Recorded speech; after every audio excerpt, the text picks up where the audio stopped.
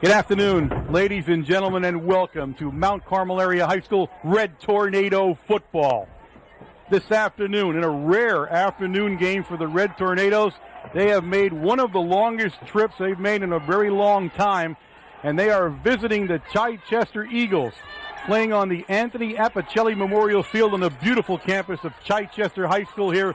It is a beautiful day, a little warm, warmer than we're used to this year, but it shapes up to be a great football game. This is a one-time only meeting between these schools.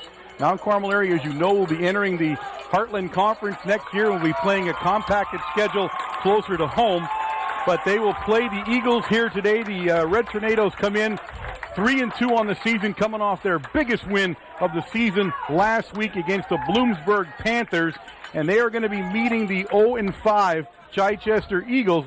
The Eagles having a tough season so far, but a lot of potential in that team. And I'll tell you what, Nice. Wayne, size alone has to scare you about this team. Yeah, this is a large team. Not only the number of players that are on this team, but also the size of them.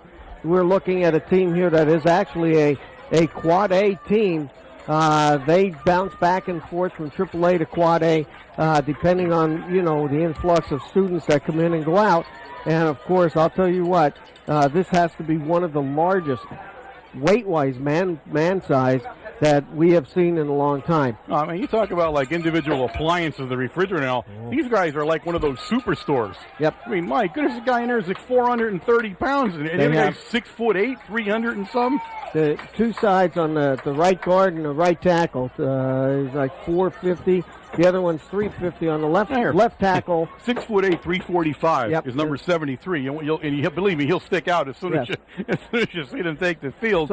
So you're looking at maybe some wearing down a little bit. Of course, coming off the big win from last week, coaches has to be pleased. Coach Brennan must be pleased with the way we played last week and the way we gelled together as a team. And of course, hoping that enthusiasm and tenacity actually that they played with towards the end of the game there in the second half, that he hopes that it carries on to this game here. And this is what they need. They need to start picking up now, starting the second half of the season and coming into the playoffs. The Eagles have won the toss and have elected to receive, unlike the Red Tornadoes. Whenever they win the toss, they elect to defer. So they will take the ball and go on offense first here as we get ready to get this game underway. National anthem. We're going to take one moment here and give you a chance to listen to our national anthem.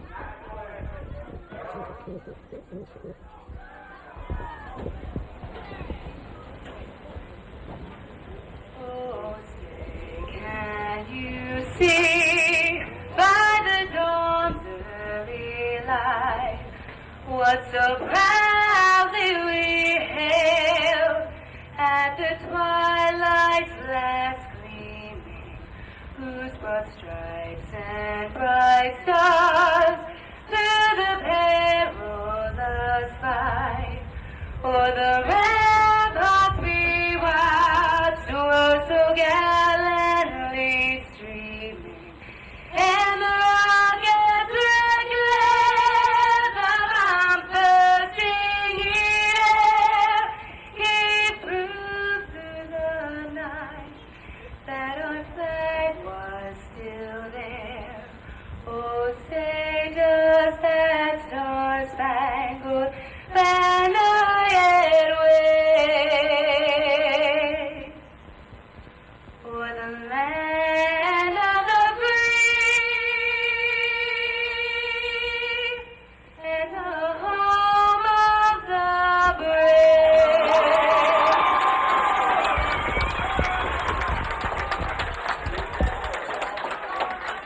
There we go. All right, gang, there you heard it. That was one of the students from Chichester. Gave an absolutely fabulous rendition of the national anthem here right in front of us.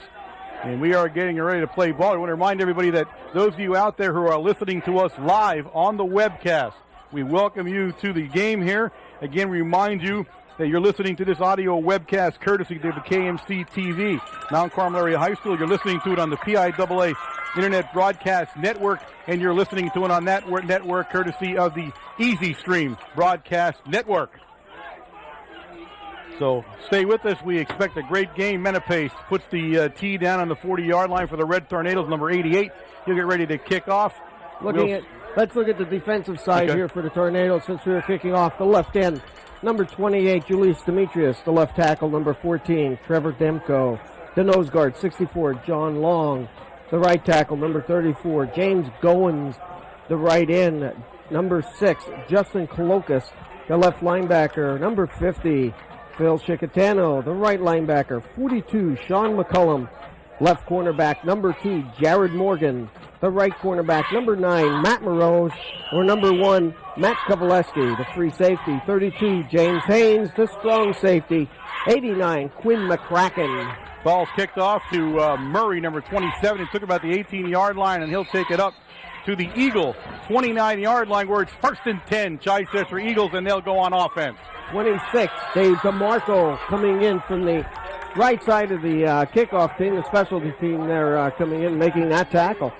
The guy to watch here in this, you're going to see, if those of you can see this game on Wednesday night when you watch, look at the size of some of those guys on the line. Yes.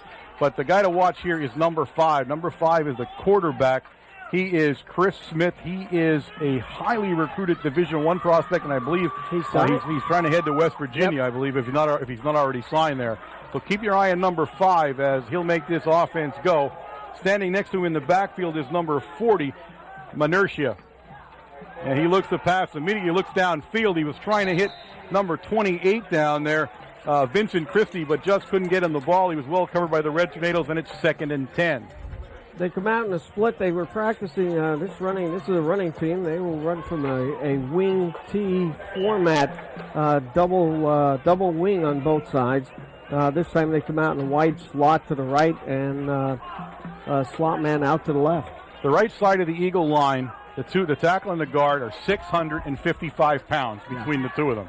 Think about that, folks. And you're going to be on them all day long, so. All right, again, Smith comes out in a shotgun formation. He leaves number 40 there next to him, Manertia, and it's a carry by Smith, and he'll pick up some yardage along the Eagles sideline, be driven out down there by number 42 for the Red Tornadoes, and that is Sean McCullum, the linebacker. Play goes to the left on the offensive side. Pull the right guard, come out to kick out the offensive end, or the defensive end on the Tornadoes. Pickup of about a good 9 yards on that play. That'll bring up a 3rd down and a long one for the Eagles.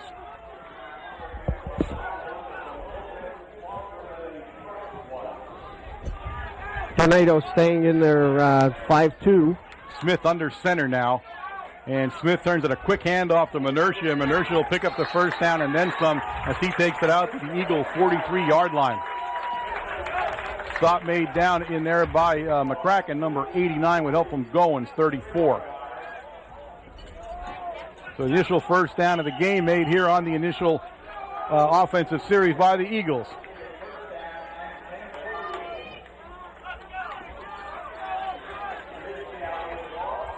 All right, Thomas will bring him out. Again, he'll stay in that shotgun formation. He keeps Manertia either on his right or his left. Right. He is on his right side right now. And it's Manertia on the carry, and the Red Tornadoes will bring him down, but he'll pick up about 4 yards on the play. It'll bring up 2nd and 6 for the Eagles. They'll place the ball down at the Eagle 49-yard line.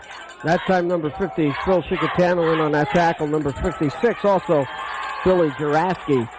They give him 5 yards on the carry. It's 2nd and 5 now. Billy Juraski, number 56, in playing the nose guard position. Trying to beef up, I would assume, that offense or the defensive line for the Tornadoes.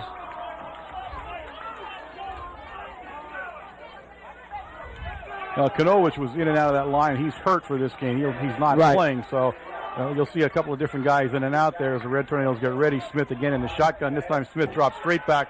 He's looking to throw. No one there. He's going to be brought down in the backfield. Initially hit down there by Julius Demetrius. Yep. Julius was kicked to the outside around. The quarterback came up, threw out of the pocket, but Demetrius then released off his block, off that halfback, and made the tackle from behind on about a 2-yard loss. Yep, it'll bring up 3rd down now and a long 6 for the Eagles. The ball down inside the 48-yard line now as Smith will bring him up again. Smith will be in that shotgun, and that seems to be the formation we'll see most here today from them. They kind of run a wing T set offense here. Red Tornadoes on a blitz. The ball's out to number 6, Colson.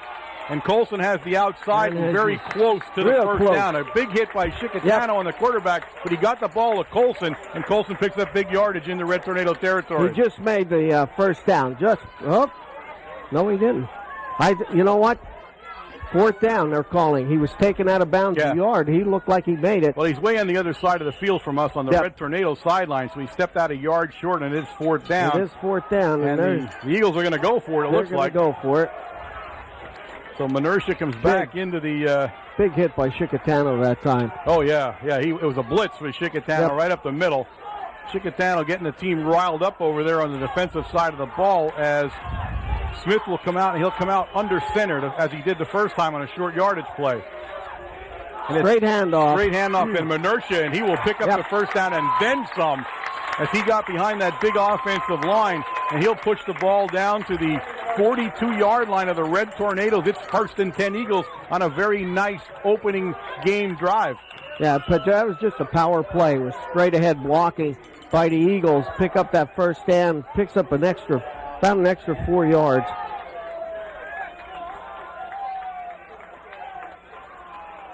All right, Colson will bring him out now, and he'll go back into that shotgun.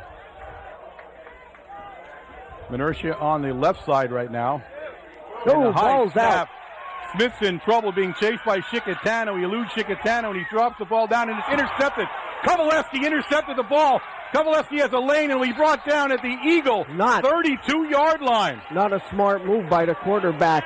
Quarterback just laid that ball, lofted it up in the air. Yeah, he was in trouble. He should have kept the ball. He should have kept the ball. He was back at least 20 yards, 25 yards from the line of scrimmage, but it was just an ill-advised play for him to put that ball up in the air. Kovaleski making a great move, just stepping right in and picking the pass off.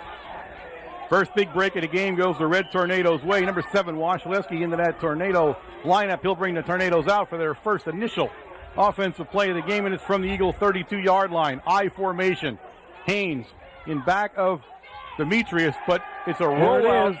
Looks downfield. He had Goins, but threw it too long. He had Goins behind the guy, but under some pressure, and he let it go long. It'll be 2nd and 10, Red Tornadoes. Nice play by the Tornadoes. We had Demetrius sneaking out into the flat there. He was open, and also James Goins breaking down to about the 15-yard line. It's the first time we've seen Goins out on the pass pattern, we haven't other seen than the middle. The tight end much, and that was where he was actually down around the corner there. All right, again, the I formation. Morose goes wide left, the only guy out in the formation. And it's Haynes. And Haynes stopped in there right away by number 17, Doug Rainey from the Eagles. Very short game, if any. Now, one and thing, Haynes is down on the field. He took a shot to the thigh that time. Yes, he a did. Good shot. One thing you notice here as you're viewing this on Wednesday night is take a look at the defensive side of the Eagles.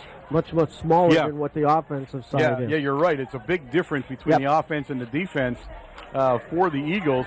But number 17, 181-pounder, and he put a hit on Haynes, and Haynes is down on the field. We have a timeout of play here. Okay, while they're out there, let me get over to the offensive lineup for the wide receivers for the Tornado. Number 1, Matt Kovaleski, or number 21, Justin Pulowski, the left tackle. 56, Billy Juraski, the left guard. Number 66, Kyle Higgins, the center. Number 60, Chris Steck, the right guard. Number 59, Dave Tomtitian, the right tackle. Number 70, Zach Lutz, the tight end. Number 88, Colin Menapace, the wide receiver. Number 9, Matt Morose, or number 89, Quinn McCracken, the quarterback, of course. Number 7, Marcus Washleski, the tailback. 32, James Haynes, the fullback. Number 28, Julius Demetrius.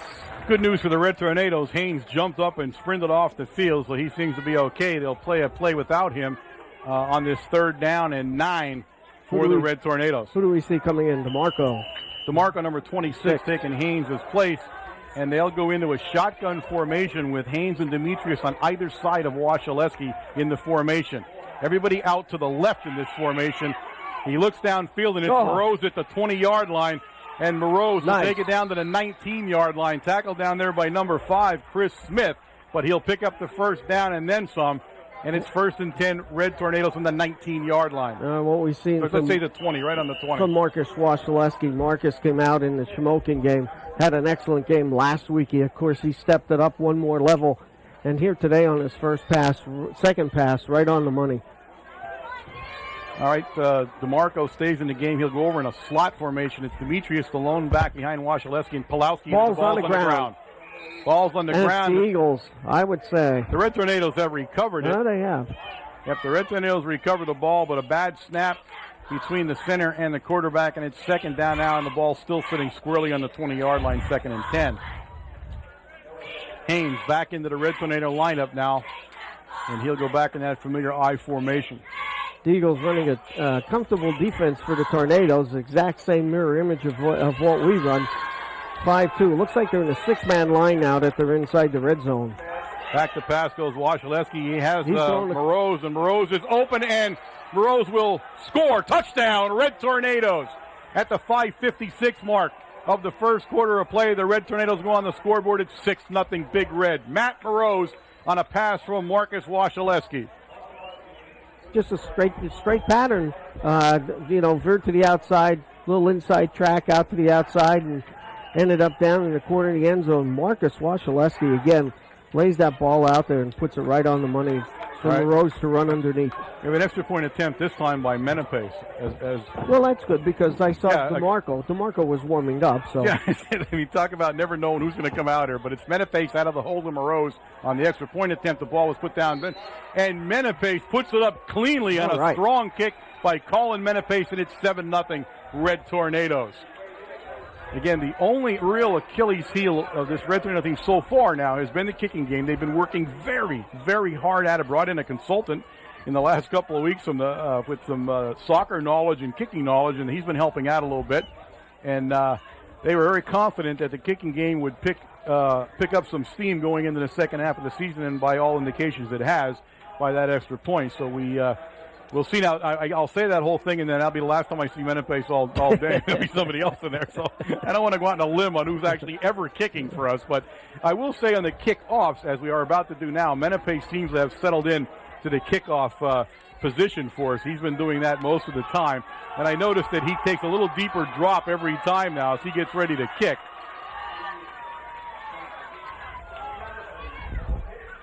Kick's going to go down there to number 6, Colson. They fought over it a little bit. Colson trying to find the sideline, and he does. And he's going to come up along the Eagles sideline before he's finally pushed out in there by Goins and Menapace. And he'll cross over the 35-yard line, and we'll see where they set it down at as soon as they clear the sideline up a little bit. A nice return by Colson all the way out to the Eagle 37-yard line where it's 1st and 10 Eagles. Jared Morgan has to remember he has to protect to the outside on those kickoffs. Nobody gets behind him on that. All right, Smith goes into the Eagle huddle to give the play to them. They'll come out, and Smith will come out under center, this time with 2 backs in the backfield. The first we've seen that. Mernersha directly behind him, but he pitches it out to number 2, Sheplewski. And Sheplewski trying to pick up some steam, but Haynes. Yep. Haynes and Chichester. Chichester finished him, but Haynes horse collared him. He'll pick up 3 yards on the play. It's 2nd and 7. Tornadoes, of course, John Long, number 64, is back in, and also number 62, Brett Urbanovich. He was playing the right tackle position that time. So I think Coach is sort of, because of the heat and because of how warm it is, he's trying to get some fresh legs in there and give them some breaks.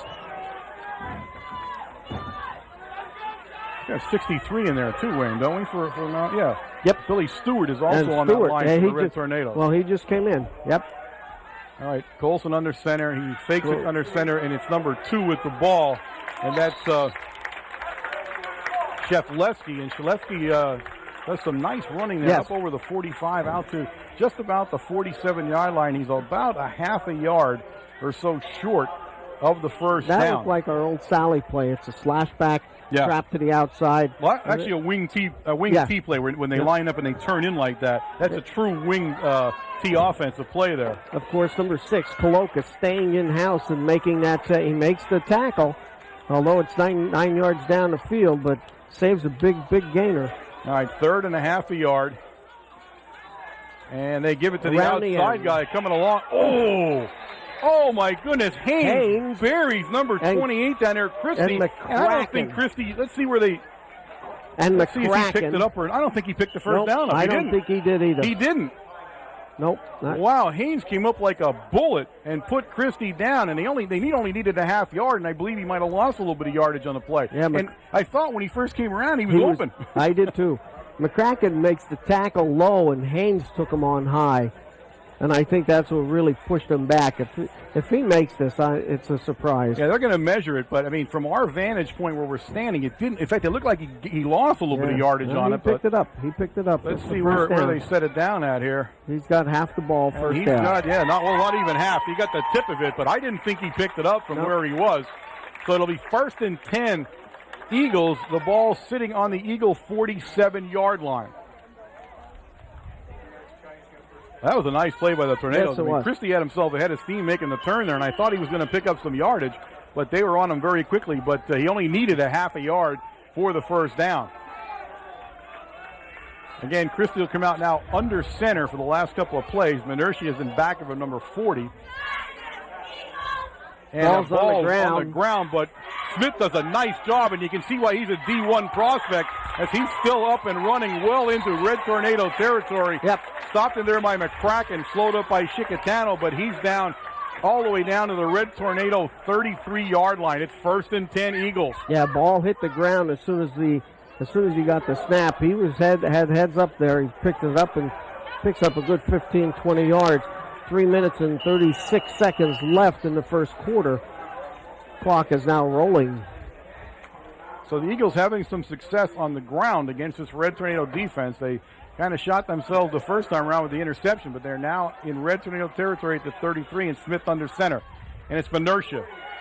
Menertia will be stopped in there by McCracken, but he'll pick up about 4 yards on the play. It'll bring up 2nd down and 6. Kraken having a little time of it here today, making some tackles there from a strong safety position. Well, they're running almost exclusively behind the 650-some pounds of guard tackle over there, and I don't blame them.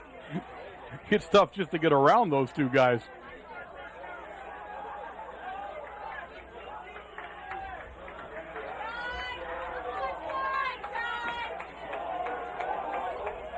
All right, again, Smith under center. He's in the wing T formation there. And it's Menertia again, and Menertia kind of lost his footing. And again, we're hitting him, just not bringing him down. Finally, again, McCracken on the tackle, but McCracken shouldn't have to make that tackle so far down in the backfield there. The ball going to set down at the 23-yard line now, and it's close to a first down. Yeah, I'm surprised they're not going to say. I'm surprised they're not measuring it, Wayne. And it looked like he went down on a knee. I thought he touched his knee myself. We don't have a replay here. We can't bring all of the equipment on such a long trip with us, but I thought he did myself. It was very close. Billy Juraski coming into that nose guard position now for the Tornadoes, number 56.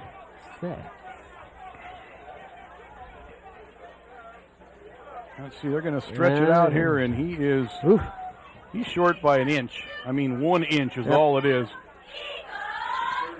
So it's going to bring up third down and an inch for the Eagles. The ball sitting at the Red Tornado, just outside the 23-yard line.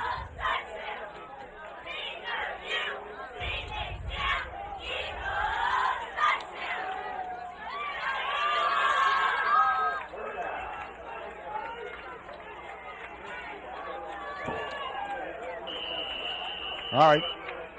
Smith under center now.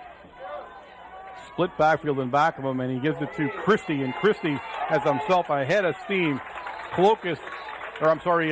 Morgan holding on to him, but a big gain by Christie, and the ball now inside the Red Tornado 15 down at the Red Tornado 14-yard line. Nothing fancy about that. It was just a straight, block straight ahead on the offensive line, and it was just a straight handoff. They were looking to pick up, a half a foot for the first down, and he picks up a big gainer. All right, it's 1st and 10. for the Eagles. Ball on about the 14-yard line of the Red Tornadoes. Christie under center. And this time it goes to Shevlevsky. And Shevlevsky stopped almost immediately down there by McCracken. He's going to fall forward, though, and we'll see where they give him his forward progress, because actually he's going to get much more than he... Oh, yeah, he's going to get inside the 10-yard line, Wayne. Yes, just inside the 10. McCracken and Phil Chicatano coming over to make the stop that time for the Tornadoes. So they'll bring up a 2nd down and 6 now for the Eagles. And, again, they are having their way right now with the Tornado defense, at least on the run. All right, Menertia lines up directly in back of him. Single backfield now for the Eagles. Shevlevsky began, and they've done this several times with him moving backward, but it's going to be a motion penalty this time on the Eagles. There's another, I couldn't tell who it was, but somebody flinched a little bit there as Shevlevsky was moving. Shevlevsky's name is one of the hardest names. I'm saying it's pronounced Shevlevsky, but just to give you an example, it begins with a ZGL. So I'm going to be struggling with him for the rest of the game, but that is the way they tell us that he pronounces his name.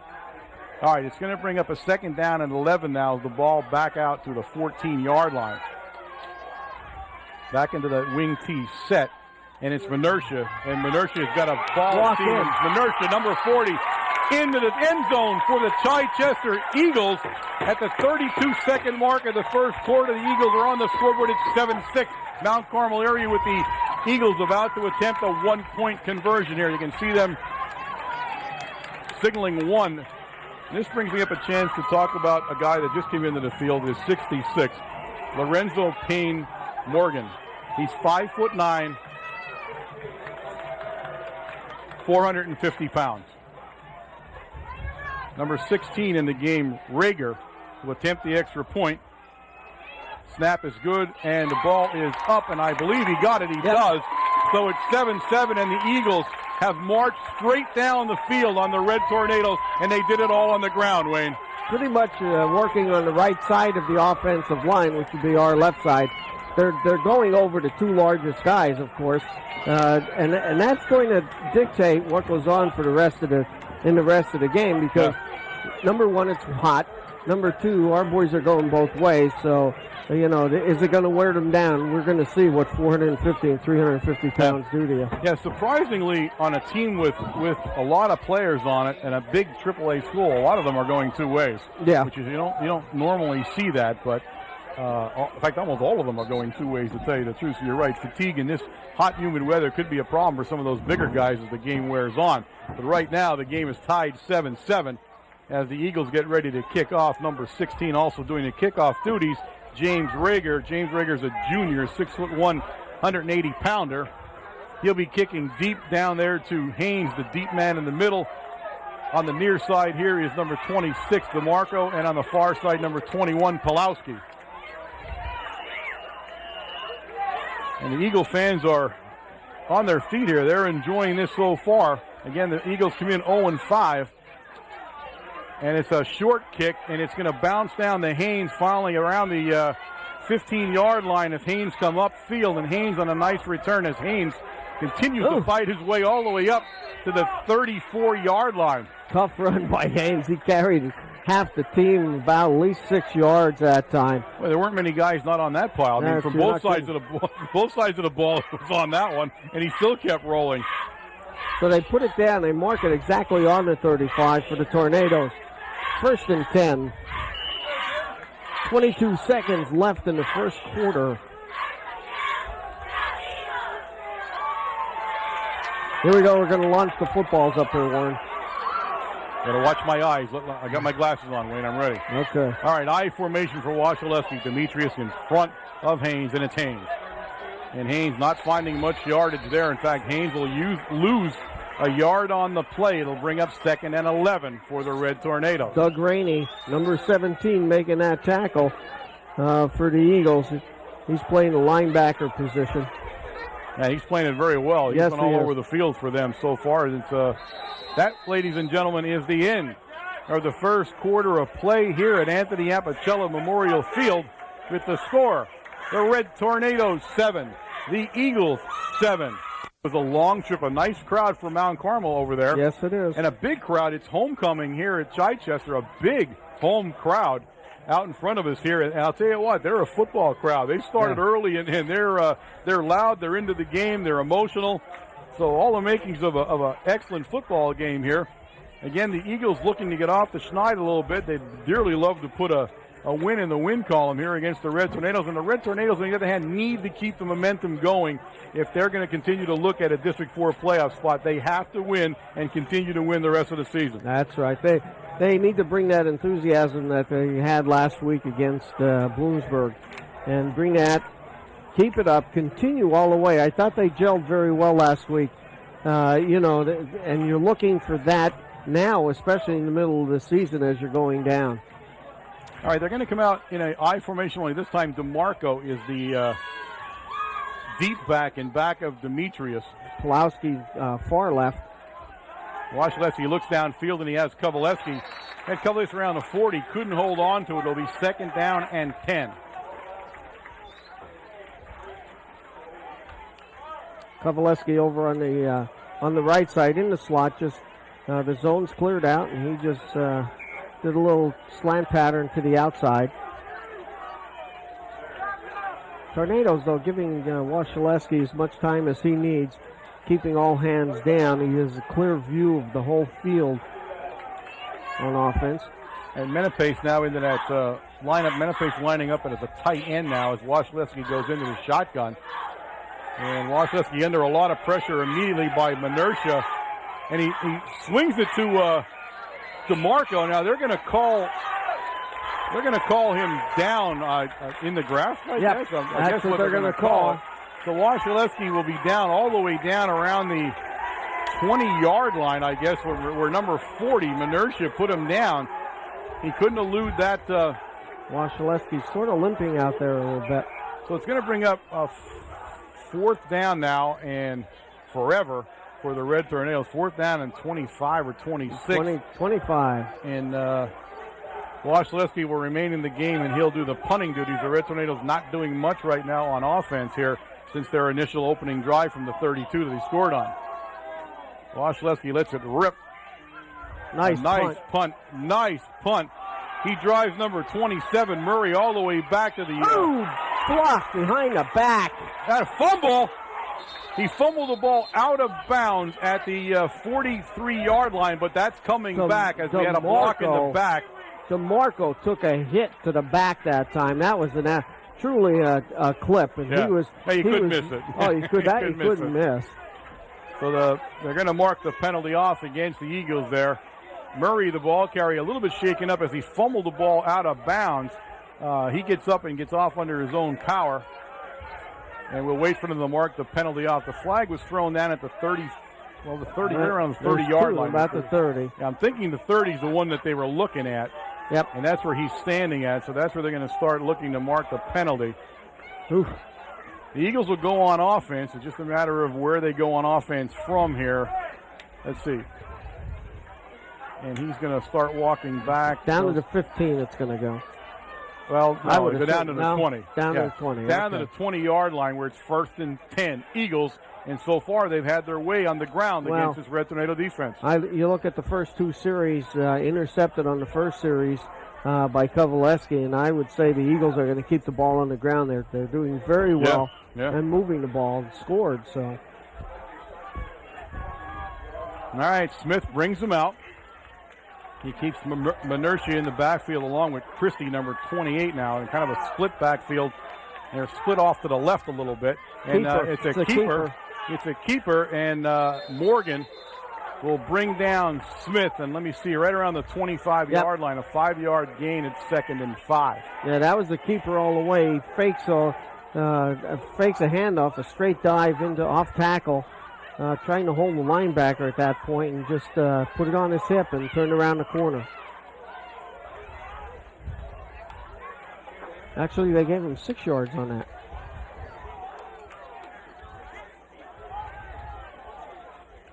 And 2nd and a long 4. Ball just over the 25-yard line from the Red Tornadoes as Smith will bring him out. Again, back under center now, back into a traditional wing T set now is where they've settled at. And the ball's on the ground again. They muff the center snap. Smith recovers the ball, but he'll gain nothing on the play. They'll bring 3rd down and 4 now for the Eagles.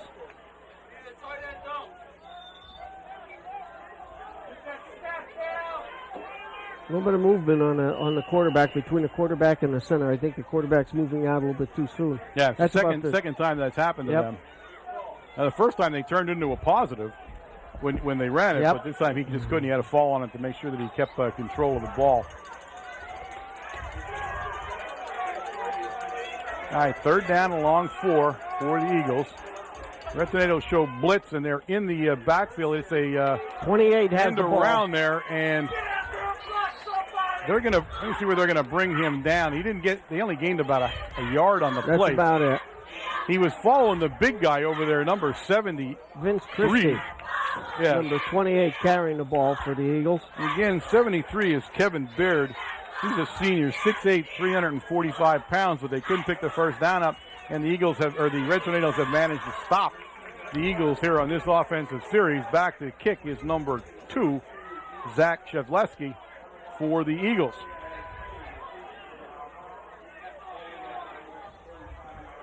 Nice kick by Shevleski. He's going to go down in front. Out of bounds. I'm sorry. No. Didn't go out of bounds. No, he didn't. He was going for out of bounds. It looked like everybody was backing up over there. Took a weird bounce and stayed in bounds at the last second there, and they'll put it down at the Red Tornado. Let's see where they put it down. 43-yard line. Yep. 1st and 10. Red Tornadoes. Red Tornadoes are not doing much on offense so far here, as Washleski trots into the red huddle. Eagles doing very well against the run defense so far here. I formation this time. Everybody out to the left. That's Kovalevsky and Moroz, and Pulowski out to the right. And he looks for Pulowski, and he's got Pulowski at the 50. And Pulowski, ball's on the ground. Pulowski put the ball on the ground. He right along the sideline, and it's a fumble. And the Chichester Eagles have recovered. Pulowski had the ball along the Red Tornado sideline and fumbled it. Yeah, tried to pick up an extra 2 or 3 yards that time. Spun around, the ball squirts out and hits the ground. Of course, the Eagles recover, and they recover on the 47-yard line. 8:20 remaining here in the second quarter of play. And the Red Tornadoes right back on defense, and they are giving the Eagles a lot of reason to be happy here so far. Yes.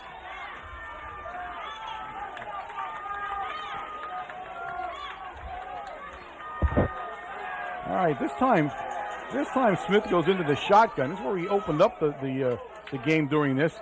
Drops straight back, no pressure on him. Oh, yes, they drop the ball. Ball's on the ground. Ball's still on the ground, and Smith will recover it. They knocked the ball out of his hand as he was about to throw it. He was able to get back, but not before he recovers the football back inside the 40 at the 37-yard line, 38-yard line. They're trying to get somebody off the field. There's a man down here. I can't tell. There's 2 guys there. I don't know which one is hurt. Smith recovered his own fumble. That ball was out on the ground 3 times. The Tornadoes had a chance to jump on that and miscued. It's the big guy, Baird, the guy I was just talking about, 73. He was involved in that football, in the scrum for the fumble.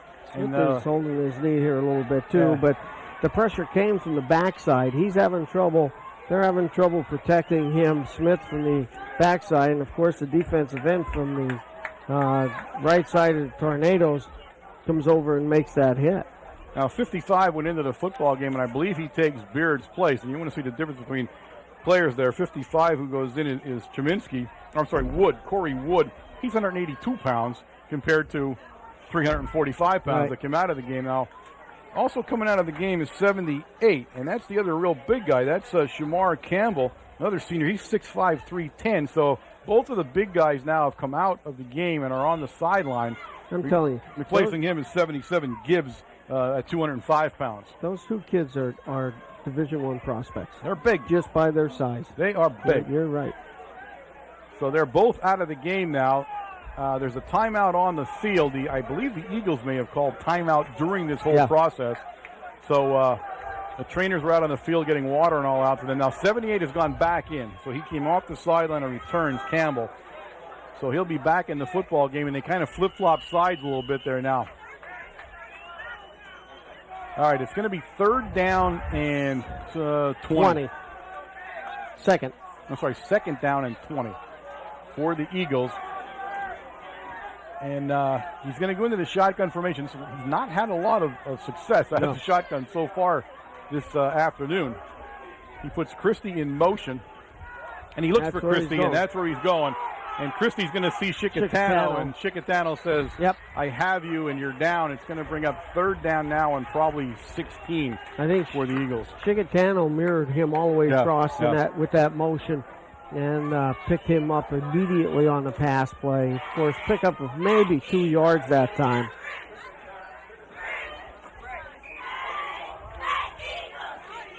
Chickatano's really come into his own since the beginning of the season. Really became the heart of the defense. The heart of the defense. Is really playing some great football out there. My hat off to him.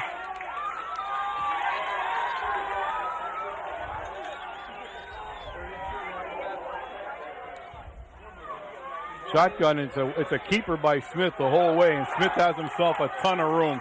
And you can see how shifty Smith is, and Smith is in the open, and he'll take it out of bounds with Smith all the way down to the Red Tornado 28-yard line on a simple keeper by Smith, the quarterback. You see why he's Division I. Yeah, he has some great moves. It doesn't look like he's doing much out there with his speed, but I'll tell you what, you better make sure your head is up and you're looking where you're going to tackle him, because he just maneuvered around 5 guys. All right, a big 1st down now for the Eagles, deep in Red Tornado territory at the 28. And Smith will bring them out. And Smith will go in a shotgun formation, leaves Menertia 40 next to him. Everybody is out to his right, and everybody's moving to his right, and he goes left with Menertia.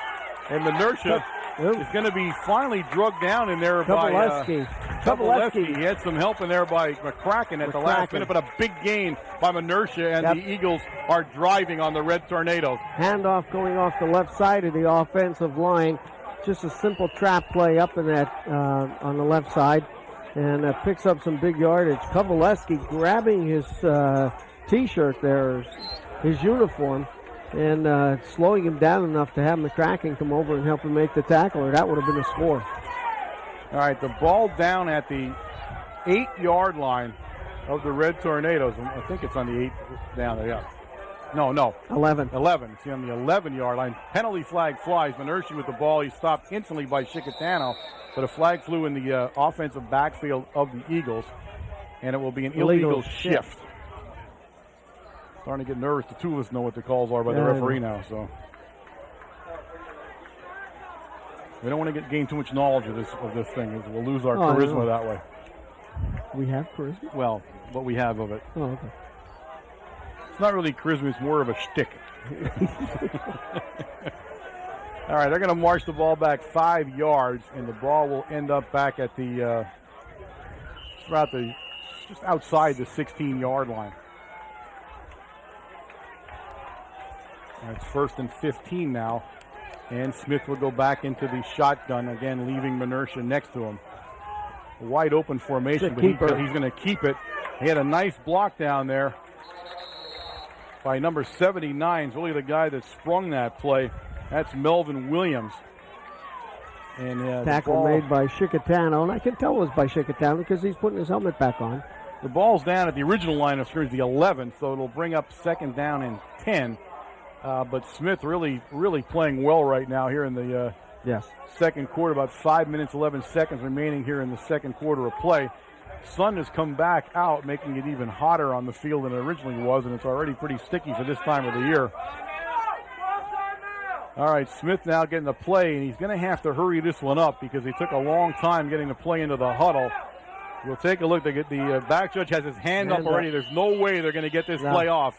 All right, a timeout by Chichester. That was a good call by the Chichester coaching staff, and they're going to take a timeout and talk this over. It just took too long to get the play in on this one, Wayne. Yeah, they're over here trying to decide what they're going to do. They're on the 11-yard line. This is a great opportunity for the Eagles to punch another one in right before half with 4 minutes and 49 seconds left. Also have one of the largest cheerleading squads I have ever seen. I mean, they just stretch the entire front of the bleachers here. Just a little bit of color here for everybody as we get ready to start play here. All right, 2nd down and 10 now from the Red Tornado 11-yard line. Anchoring John, number 64, John Long, anchoring down the center of that defensive line. Steck on his left and Goins on his right. All right, again, a shotgun formation now for the Eagles, and Smith is going to look and carry. Oh, and Smith is buried by Chichestano. He'll pick up about 3 yards in the play, but he took a real hit from Chichestano, the linebacker. Smith thought he had a little bit of running room back to the inside, and Chichestano, Phil, comes up from nowhere and just lays a hit on him. It's 3rd and 6 now. They got to get down to around the 1-yard line to get a first down. So and third and 6 from where they're at right now. Just about the 7-yard line, it looks like. Yep. All right, here we come again. He has Murray in the backfield next to him now in that shotgun, and he's going to run the other way this time. He pitches it to Murray, and Murray is in the end zone. Number 27, Fred Murray, takes it in for the Chichester Eagles, and they're on the board again at the 3:57 mark. It's going to be 12-7, and they're going to kick the extra point here. That was a simple option play. That was a nice play. Nice play, and all it was as soon as the hole opened up, was a quick pitch to the halfback, and he cut it straight up through for the touchdown. All right, in to attempt the extra point for the Eagles. The snap is up and down, and it is up and good. Number 16, James Rager, on the extra point attempt, and it's 14-7. Eagles with the 3:57 mark. Now you're looking at this, and Chichester had the big guys in that time on the right side. You know, you're beginning to wonder, can we handle that size? Right now, that answer is no. Right. The answer is no. So the Eagles feeling very good about themselves here. Late in the second quarter, they've gone up on the Red Tornadoes by 7, and they're getting ready to kick off. The Red Tornadoes are going to have to step this game up a little bit if they want to walk out here with a win. Yeah, offensively, they need to do something. Here's the time getting this kickoff. They need to move the ball consistently down the field and punch one in before the end of the first half here. In that last series, they did not do anything, dropped the pass, and then they fumbled the ball, and Chichester takes it over. All right, Rager gets it teed up. He's kicking down deep to Haynes, number 32, and he's flanked by DeMarco and Pulowski.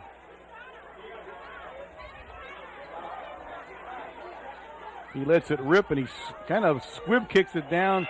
Picked up down there by number 40 of the Red Tornadoes, and number 40 will take it up to about the 32-yard line. That's Doug Kraniak carrying the ball, and a penalty flag. Flies in late after the play was blown dead. A penalty flag flies into the Eagles side of the ball. I'm not sure what we did there, but I don't know. It looks like it's going to be a unsportsmanlike penalty on somebody. We'll wait and get the call before we say who it is, but somebody did something down there. That's my technical view of what just happened. Somebody did something. A personal foul against the Red Tornadoes.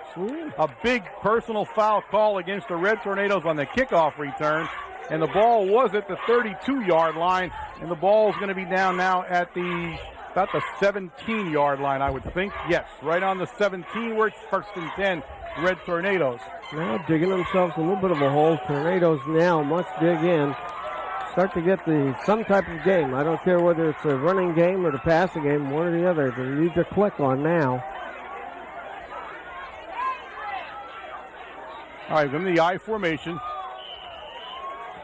Haynes in back of Demetrius. He has two guys split out wide right, one guy left. He looks right, and that's Pulowski. And Pulowski heads upfield. And Pulowski, a nice gain by the sophomore Pulowski out over the 30-yard line, out to the 32-yard line. 1st and 10, Red Tornadoes. Pulowski set up as a wide receiver. The Tornadoes had seen that the defense was set back a little bit. Pulowski turns back, faces Wasilewski 2 yards behind the line of scrimmage, catches the pass and takes off. One guy, that's all it took to take him down, or he was going to score. We come in a backfield now. Demetrius remains in the backfield. Haynes in the slot position.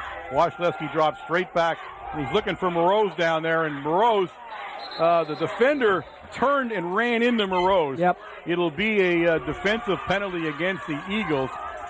Again, not one of those flagrant penalties. Murray made the turn to see where the ball was, and he turned in front of Morose and knocked him down. Knocked him down. So it'll be a penalty against the Eagles, and it'll bring up a first down for the Red Tornadoes when they're done marking it off, I believe. Morose setting up to the left side this time, and they're trying to isolate the Tornadoes again, trying to isolate either Morose or Pulowski to one side or the other. All right, he's marching the ball up, and he's going to march it all the way up to the Red Tornado 47-yard line, where it'll be 1st and 10, Red Tornadoes from the 47. Get 3 minutes and 12 seconds remaining here in the second quarter of play as Wasilewski brings them out. He goes into a traditional I formation. Pulowski and Morose out left in the formation.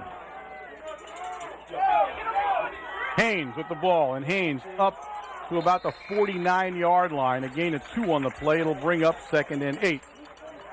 The Eagles very stout against the run so far. Yeah, Rainey making the tackle that time. He was one of the initial hits. He's playing that linebacker position, and let's see what we're doing with Rainey here. Rainey is a junior, 6'2", 181 pounds. Yeah, number 17's having a whale of a football game on the defensive side of the ball for the Eagles today.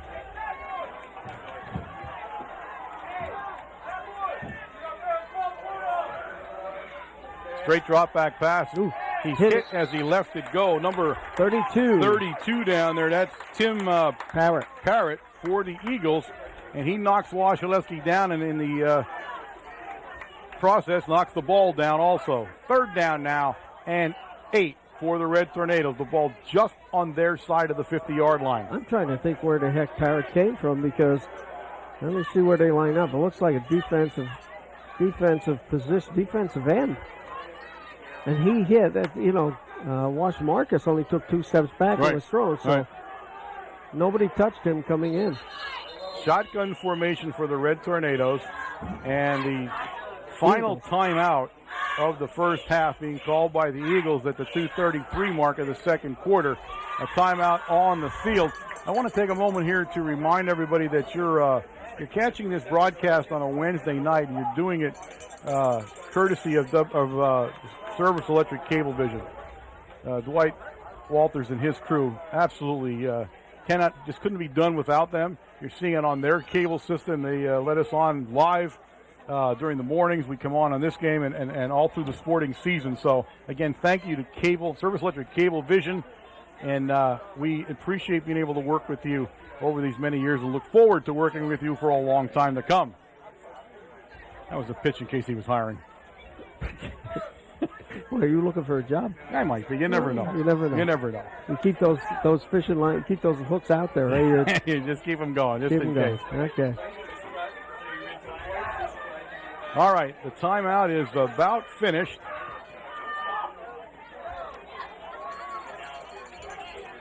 The training staff comes off the field, and the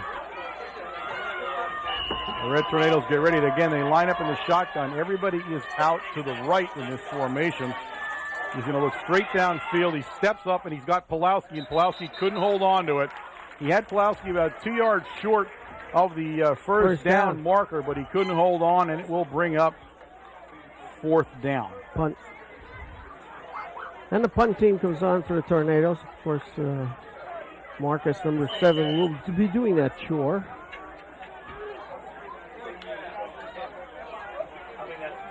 Number 27, Murray, will go down deep in a single back for the Eagles, and he'll line up right around the 20-yard line. Expected kick from Wasilewski. It's a high kick going away from Murray, and it's going to bounce out of bounds right along the 29-yard line of the Eagles.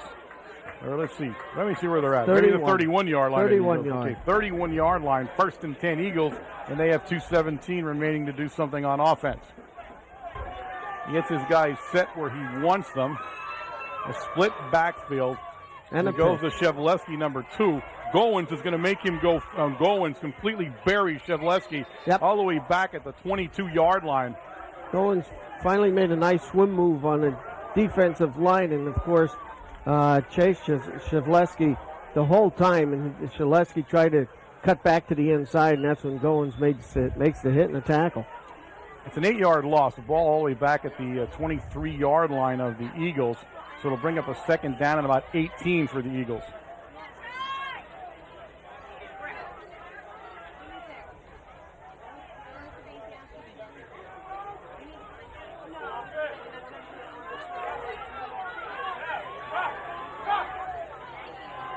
All right. Smith back in a shotgun formation. He has Manersha standing next to him. Christie goes in motion. Plenty of time, and he goes down. He's looking at big Chris Steck was bearing down on him, and he tried to elude him, and he slipped down. They'll place the ball down now inside the 20, down to the 18. It'll bring up 3rd and 22. Yep. Timeout called, and it had to be by the Tornadoes. Coach Babinski's in. He's lining up the defense here.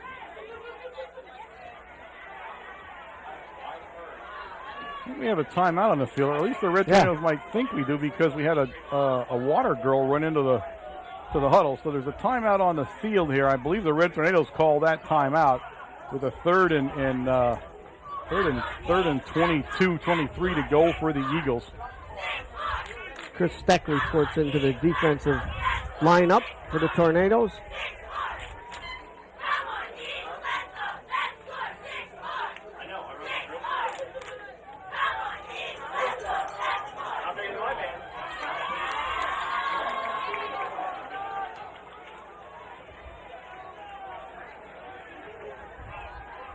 Okay, Smith again back in that shotgun formation. Now he has two guys wide out to the left, one to the right, but he's going to keep it, and he's going down very quickly. And a flag. At the 15-yard line now. And there's a flag on the play. Goins and Steck applying the pressure. Goins finally put him down. I don't know if we had an incidental face mask penalty or holding. Oh my goodness, this is going to bring up a third unless they decline it. They do decline it, it'll bring up 4th down. There's no reason to take that penalty when it's already third and 23, so it'll be 4th down and 23, and now the Eagles will be kicking to the Red Tornadoes, and that's exactly what the Red Tornadoes took the timeout for, to try to get the ball back here with some time left before the half.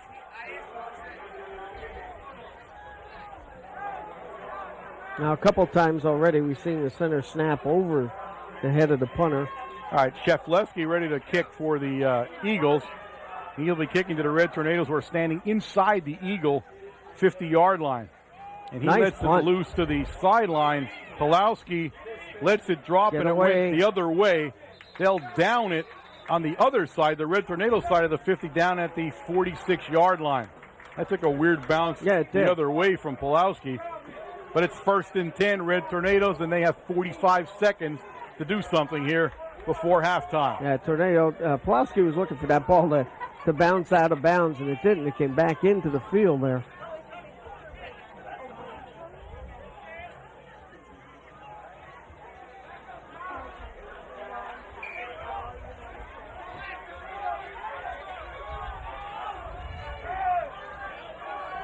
One guy in the backfield, trips out to the right. He fakes it out right, and it's Demetrius, and Demetrius will take it out to the 49-yard line, and Red Tornadoes will call timeout. Need to kill that clock. Fake pass, and I'll tell you what, nobody does that better than Marcus. Yeah, he is good at that. You're right. Such a good job.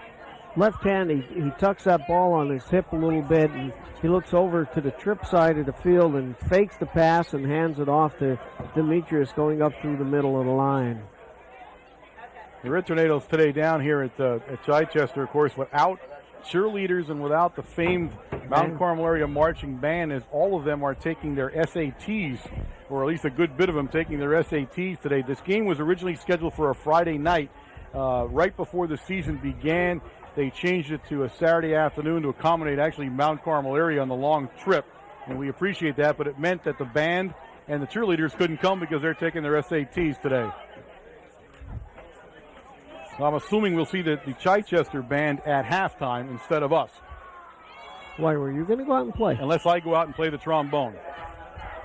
Hopefully that won't happen. Shotgun formation for Washaleski.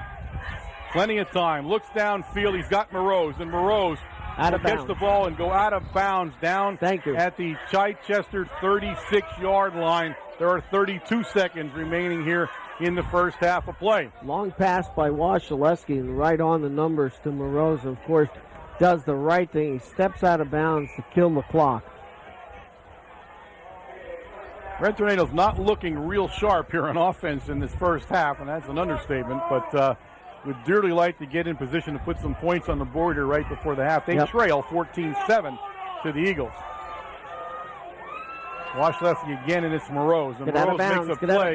Morose is going to have to try to get out of bounds, but he won't be able to. Murray, number 27, wraps them up, and the Red Tornadoes are going to try to get it set up. And Murray, you got a Chichester Eagle on the ground down there, and it's Murray, so there's a timeout on the field. Official timeout. It's a first down, so there's a timeout anyway.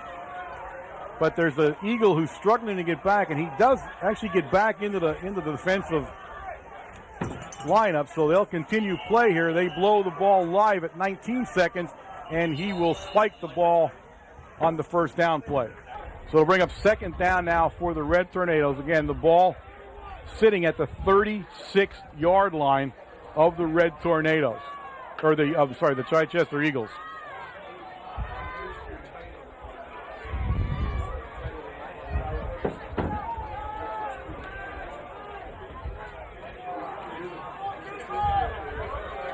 All right, I'm looking at this the whole time. It's a 26-yard line. 26-yard line. This is a great field, marked off nice, and I'm missing the play anyway. All right, shotgun formation, and there's a timeout on the field. Chichester? I didn't think Chichester had any more timeouts, to tell you the truth. Apparently they do. I thought they used them all, unless there was an injury in the end. Remember when we were all milling around there? I wasn't sure if we had an injury timeout or if they called a timeout, because they had their trainers go into the huddle, but they call timeout. So the timeout at the 16-second mark here of the second quarter. Absolutely. I think they were waiting. They're waiting to see what the Tornadoes how we lined up and look at our offense, and then they automatically call timeout. I tell you what, this is a beautiful stadium down here in Chichester. The field, especially here at the halfway point, is in excellent condition. They do a really nice job here. A lush green field marked off very well. Really a nice stadium, an all-weather track here. A very nice place to play football here. Gorgeous day. Tornadoes now come up to the line. All right, now they go back into an I formation. And he'll drop straight back. He's going to buy some time. He looks downfield. He's got his guy Pulowski, and Pulowski stumbled down around the 3-yard line and couldn't haul it in. He turned around. What happened? He turned around to look at the ball, see where the ball was at, and he lost his footing a little bit, and he was wide open that time. If he would have continued on past the goal line, that was a touchdown. All right, third down now. We're down to 11 seconds to go. Clock stopped on the incompletion as Marcus brings the play in from the Red Tornado sideline. He'll go back into a shotgun formation. This time Demetrius and Haynes will stay in with Wasilewski as protection. A quick pass to trying to get the ball out there to Pulowski, but knocked down on the line of scrimmage by the Eagles. Chizleski. That's who did that, number 2. He jumped up. Chizleski, he blocks the ball. All right, it's fourth down. It doesn't matter. There's only 7 seconds left. Time for one more play for the Red Tornadoes before this half. They are trailing 14-7 here at Chichester High School. And now the Red Tornadoes take a timeout. The longest 20 seconds of our life now here in the waning seconds of the first half. It's lucky thing I wasn't hungry, because I'd be in serious trouble here. Coach Brendan now, the head coach, in the huddle of the Tornadoes as he gets everybody positioned and going to call the play. And again, this play is going to end up in the end zone one way or the other because they don't have another play after. No, this is it.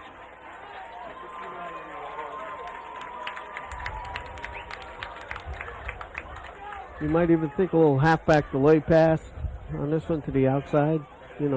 Clear a zone out. You want me to actually call the play? Go ahead. You're trying to lure me into calling the play? It's never gonna happen. For all I know, it'll be a fullback dive, the way I'm going to call it, so I'm not going near it.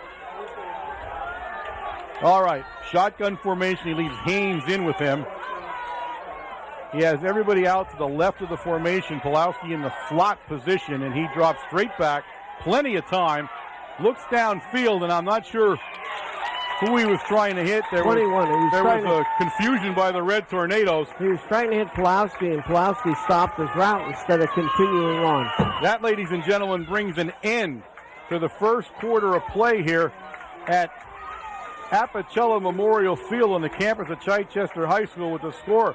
The Chichester Eagles 14, the Red Tornadoes 7.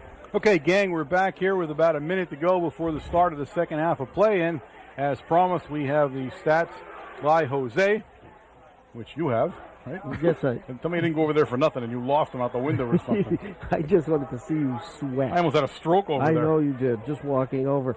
Yeah, I'll tell you what, it looks as bad as the first half. As it sounded, huh? As it sounded as we were at Mount Carmel in the rushing department.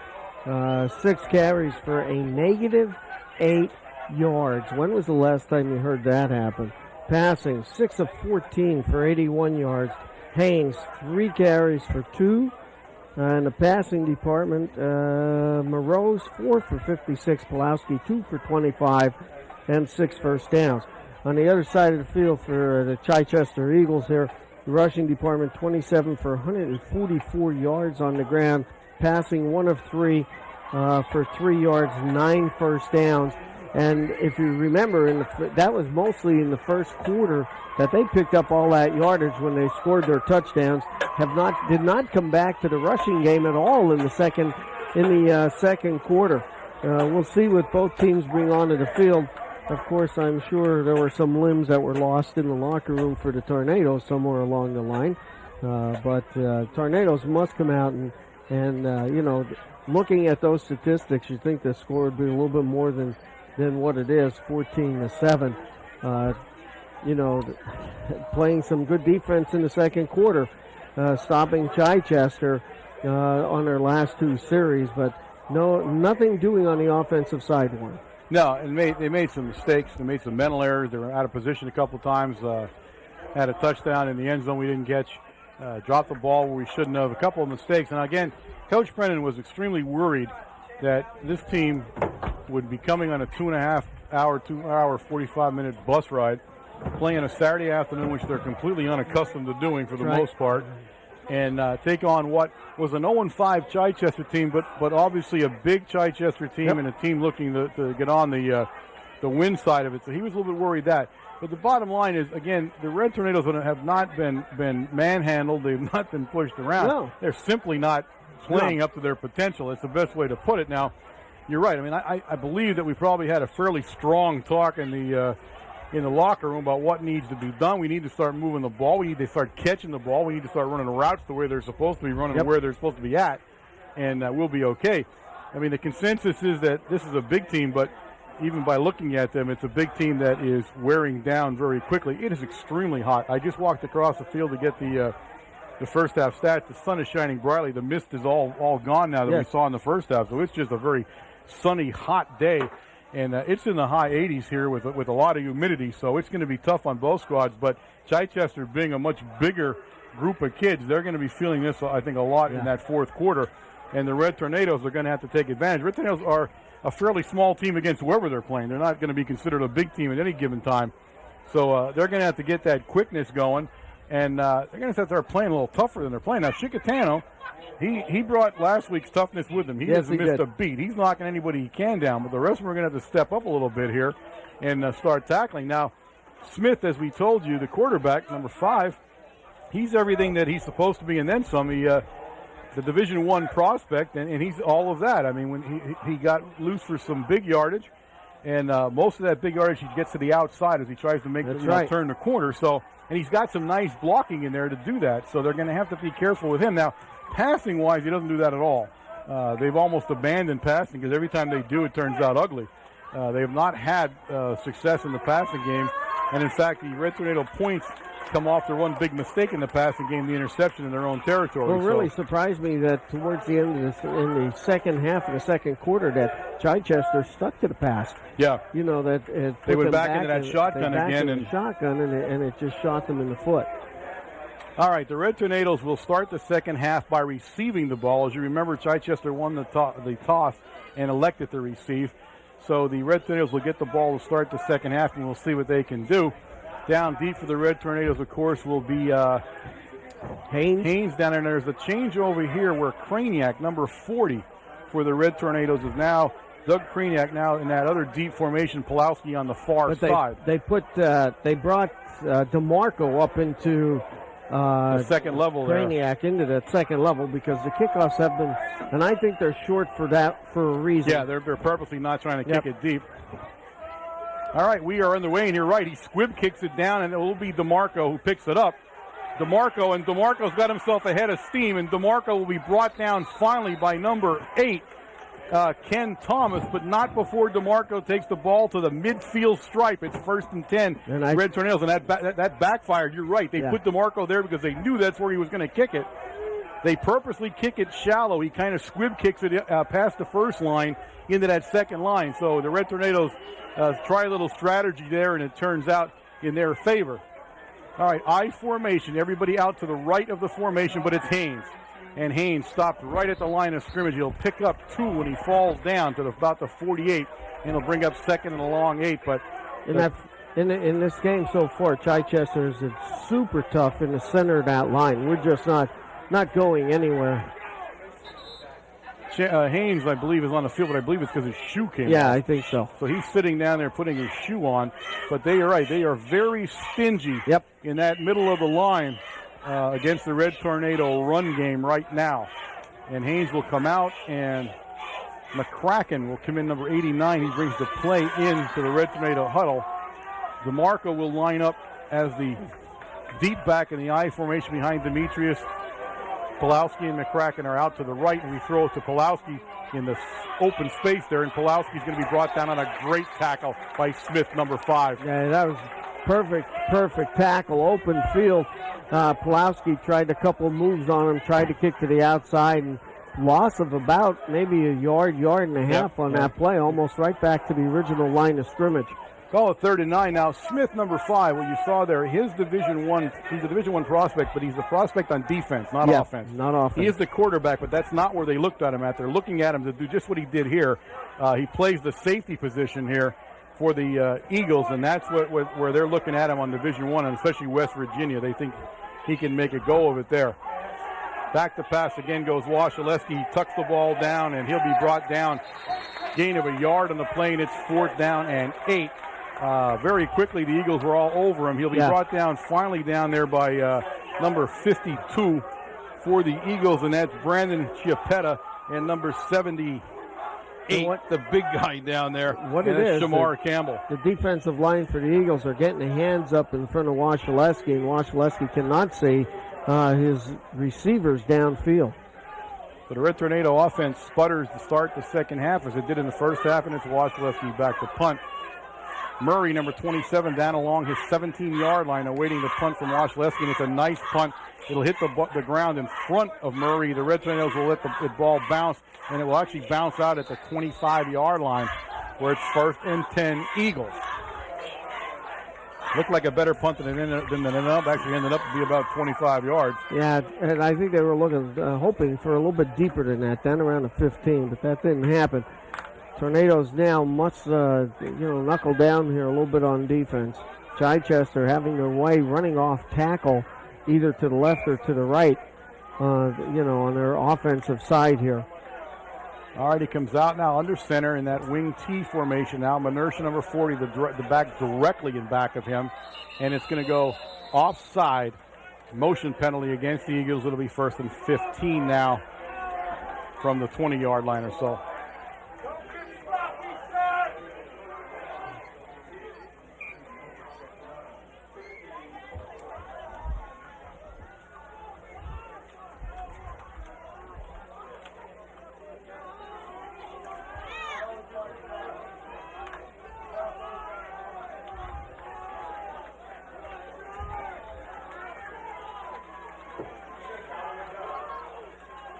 Shotgun formation, and it's Smith on a keeper, and he sends it out to Shefleski, and Shefleski will be brought down by Chicatano, but he picked up about 5 on the play. It'll make it second down and 10, right back to the original line of scrimmage.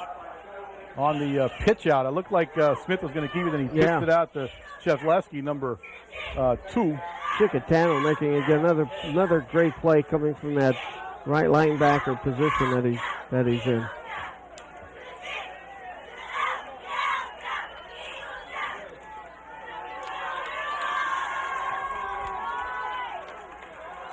Eagles spreading everything out this time. Again, a keeper, design keeper by Smith, and you can see how elusive Smith is. They cannot bring him down. And Smith picks up a good chunk of yardage. He's up over the 30 out to the 32-yard line. 7 yards on that carry, and I'll tell you what, we had enough opportunities to hit him starting at the line of scrimmage, and he just picked his way left and right. It's 3rd and 3 now for the Eagles, and again, you can see the speed and shiftiness that Smith brings to the game. He was the major threat here, and he's proving that true right now at the 8:22 mark here of the third quarter.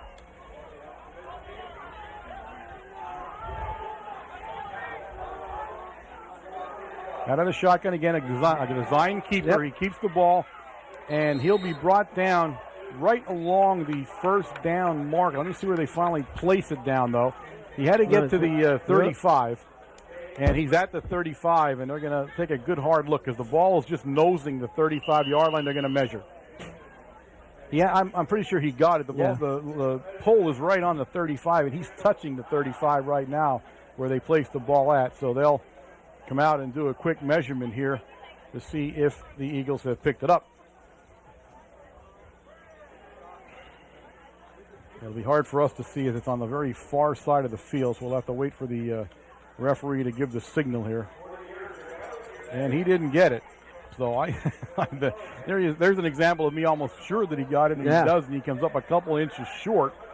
So it'll bring up to the... Let's see. Is it 3rd or 4th down now, though? It should be 4th down. Yeah, it is 4th down. They're short, and they're not going to take the chance. So they send their punt team in on the 4th down call.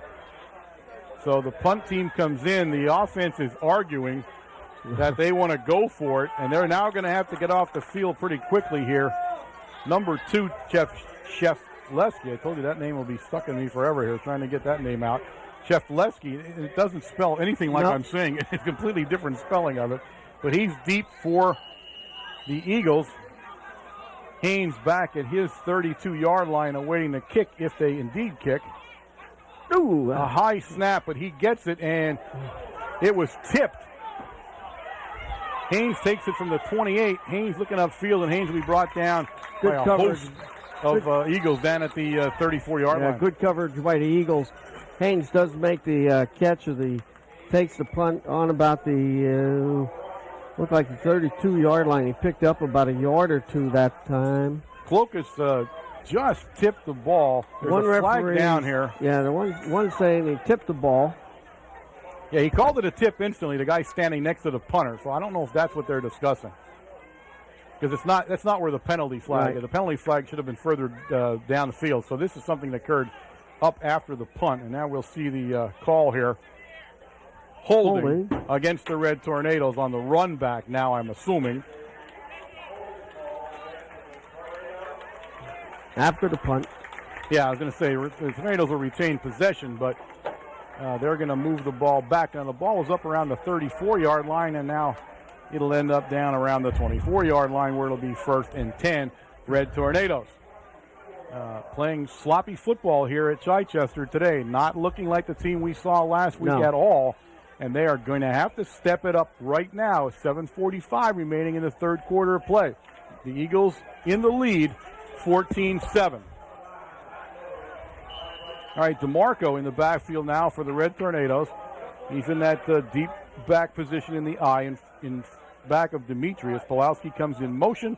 And it's DeMarco, and DeMarco picks up a head of steam, and DeMarco up over the 30-yard line out to the 32-yard line. Gain of about 8 on the play. It'll bring up 2nd down and 2 I think he actually ran into the defender. It wasn't that the defender made the stop that time.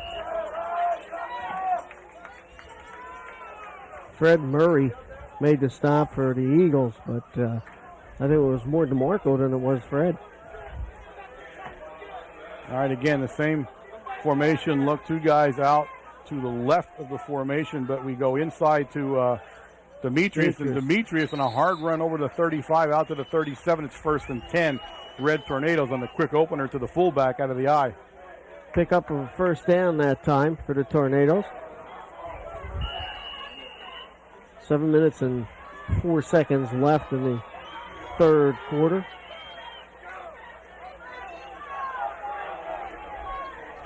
This is going to be a penalty against the It should be. the Eagles as he left the field. The ball carrier is DeMarco, and a great stop in there by number 17. Once again, number 17 down there, Doug Rainey, and he has played a whale of a game. Now, I wasn't sure they could have broken the defensive huddle like they did with the guy still on the side. No, neither did I. Although he was not in the huddle. Maybe that was it, but I didn't know you could do that. So they get away with one there. Well, you're right. Maybe technically he never got to the huddle. Right. He kind of got halfway and he turned around. But he was barely off the field when the ball got snapped, so they gave him one there a little bit. All right, it's 3rd down now and 10. And the ball goes to Demetrius, and Demetrius breaks to the outside. outside. And Demetrius is very close, and he has the first down. He's out to the 47-yard line of the Eagles. It's 1st and 10, Red Tornadoes. Tough run. Hit on the line of scrimmage that time, breaking off the left tackle, and takes it for another 9 yards to pick up the first down. Nice run by Julius Demetrius.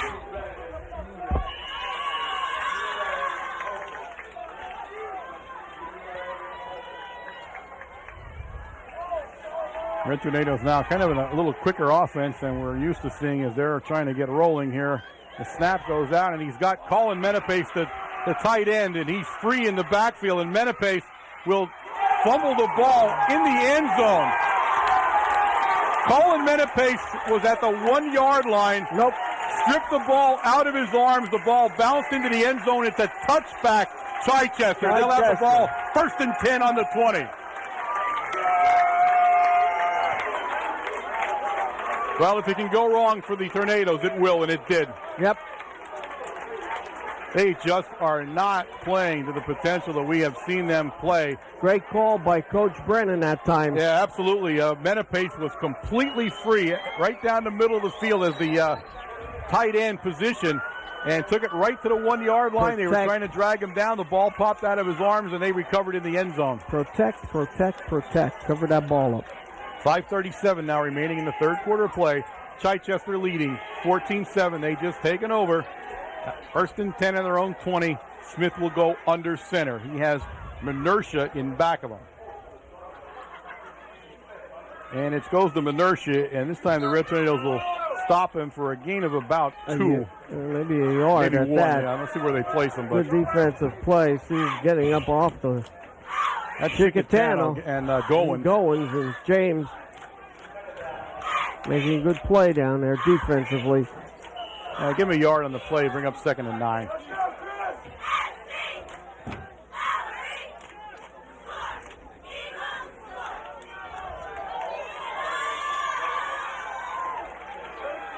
All right. Again, he goes under center. Split backfield this time. And he's keeping the ball, and he is going to continue to keep it. Locust will bring him down finally, but not before he picks up about 10 on the play. Enough for the first down. It's 1st and 10. Chichester, and the ball will be sitting at the Chichester 32-yard line. Impressed with Smith. He can play ball. Yeah, he can play ball. Good ball carrier here.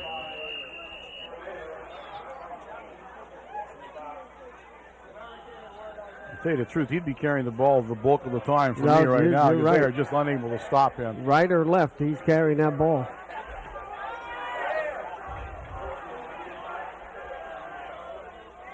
First down play, it's a handoff. And this one's going to go nowhere as the Red Tornadoes are all over it. McCullum getting off the pile along with Kovaleski. Let's see the Chicatano. That's Chicatano on the play. Yep. Christie was the ball carrier, and Christie probably lost a little bit of yardage on the play. We're going to call it 2nd down now, and 10. I will put it back at the line of scrimmage. 2nd down and 10. Again, they've slowed their offense down a little bit on the running. Except for Smith. Smith is the man that can move the ball down the field for Chichester. All right, Smith goes into that shotgun formation. They've not been extremely successful out of this formation tonight, but he again pitches it out, and this time very quickly, Chichester on a great play by the linebacker, Chichester number 50, and he brings the ball carrier down, and the ball carrier was number 6, a guy we've not seen a lot, Juria Colson. So it's going to bring up a 3rd down now, and now it's 3rd down at about 11 as Colson was stopped for a loss on the play. 3rd down and 10. I'm sorry, he's back pretty much at the line of scrimmage. Good play. Demetrius made Smith pitch the ball early. He made a move on the quarterback. Chichester comes over from the linebacker position and takes the pitch man on. 3:12 and counting now in the 3rd quarter play here from Chichester. A big 3rd and 11 play. Smith in the shotgun.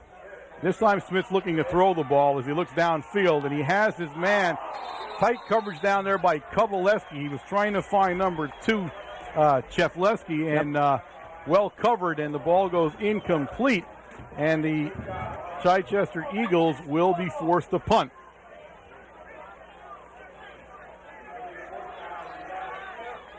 Good coverage by Kovaleski. He was on Chinefsky the whole time, right down the field in that pass pattern, looking to pass the ball over to center, cleared the zone out.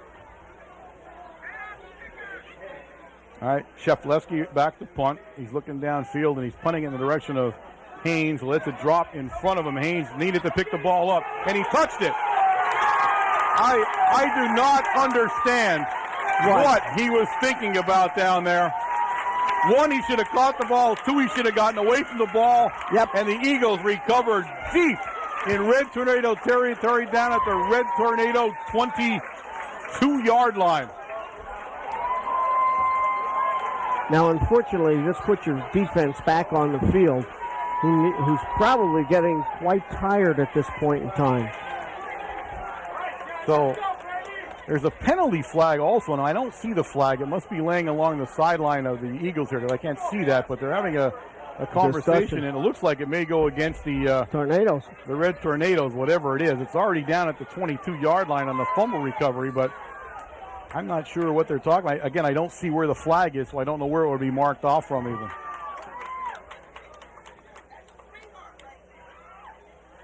Here's the call. It's a push in the back against the Red Tornadoes, and the Eagles have declined it, of course, because they will retain possession of the ball.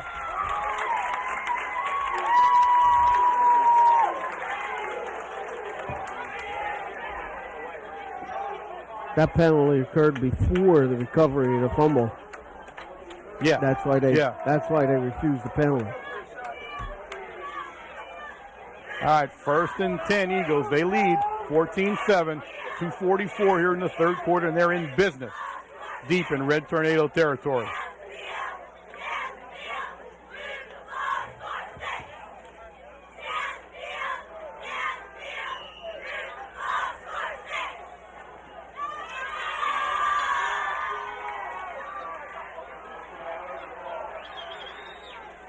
All right, Smith will go under center, Manersha in back of him. Penalty flag before. There's a movement by the Eagles. It'll push them back to the 27-yard line. It'll be 1st and 15. Someone in the interior of the Chichester line move.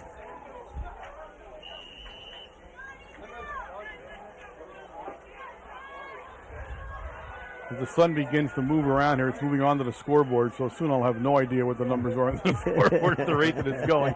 It's always the downfall of a Saturday afternoon game. All right, same formation. Smith goes under. And it's Chefleski, and Chefleski makes the cut, and Chefleski on a 27-yard run. 27-yard run by Chefleski, number 2. And the Eagles are on the board again. It is 20-7. Eagles with the extra point attempt to follow number 16, Rager, trotting onto the field to attempt the extra point. and this game is slowly slipping away from the Red Tornadoes. I think at that point the Tornadoes sort of threw up their hands. Nobody even bothered to make a tackle. Nope.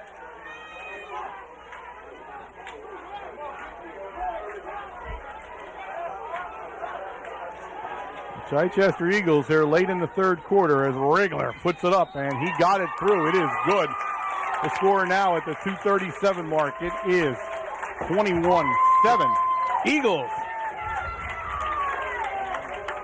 The Red Tornadoes continue to play as if they're in a coma. And again, this is the part now, this is the time where a good team steps up. Yeah, and if they're either going to or they're not. Somebody has to take some leadership here. Somebody has to get some fire in them and somebody start playing football where they're going to walk out of here with a loss. And I'll tell you, this loss is going to have ramifications all the way down this season. Yeah, if they don't straighten out here. You don't straighten this game out right now, you might not even make the playoffs.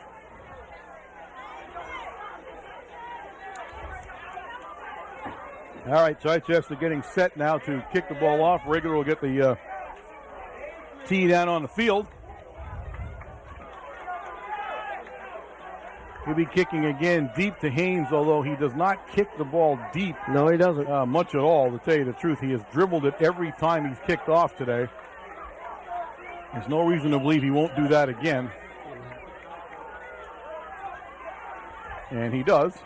Right to DeMarco again, right at the 30-yard line. DeMarco coming upfield, trying to find some room, and he doesn't again. DeMarco, a nice return again, right out to the 50-yard line where it's 1st and 10. Red Tornadoes. So 2 good returns by DeMarco. Let's see if they can capitalize on this one.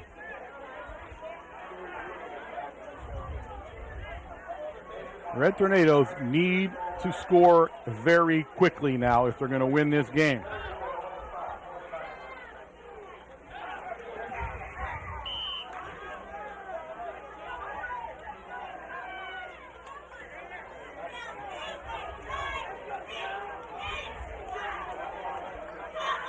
DeMarco upfield, and DeMarco will plow his way down to about the 46-yard line. A pick up a 4 on the play. It'll be 2nd down. DeMarco's normal. He's running with heart. He's running with a lot of intensity out there. Of course, pickup of that's probably one of the better pickups we've had in this whole game. Pick up 5 yards on the play. Timeout on the field here. Official timeout on what could be. All right, they're claiming that the Eagle player was down too long. He did get up and he stepped back into defensive backfield, and he's saying to himself, I'm not hurt. Why am I coming out? But they are explaining to the coaching staff that they made the call that he was an injury timeout, and they're going to make him come off the field. And that's number 54 down there is the guy having that conversation. That's Nick Cheminsky. Yeah. So, he got knocked down hard. He was laying around down there for a little bit, but he struggled to his feet, and he got back into the huddle without any problem, it didn't seem. So, he'll take one play off here as they'll have to replace him, and time goes back into play just at the 2-minute mark of the third quarter now. Wasilewski looks to throw. He's got his man down along the 40-yard line. Pulowski will take it down to the 38-yard line. 6-yard hookup for Pulowski. Made sure he had the first down at least by a yard. Nice pass by Marcus Wasilewski. Pick up a first down by the Tornadoes.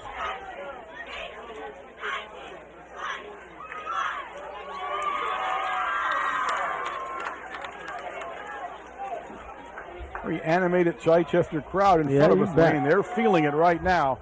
Wasilewski again back to pass, and this time he's got Pulowski, and Pulowski had broken free, but the ball thrown too long.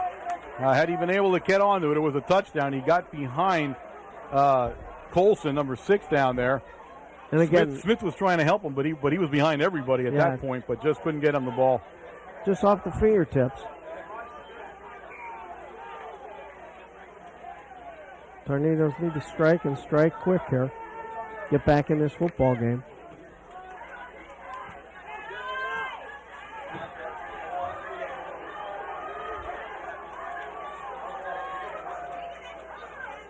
DeMarco picks up some yardage down to the 35-yard line. 3 on the play. It'll bring up 3rd and 7. Again, protecting the ball. He's going off the right side of the offensive line for the Tornadoes.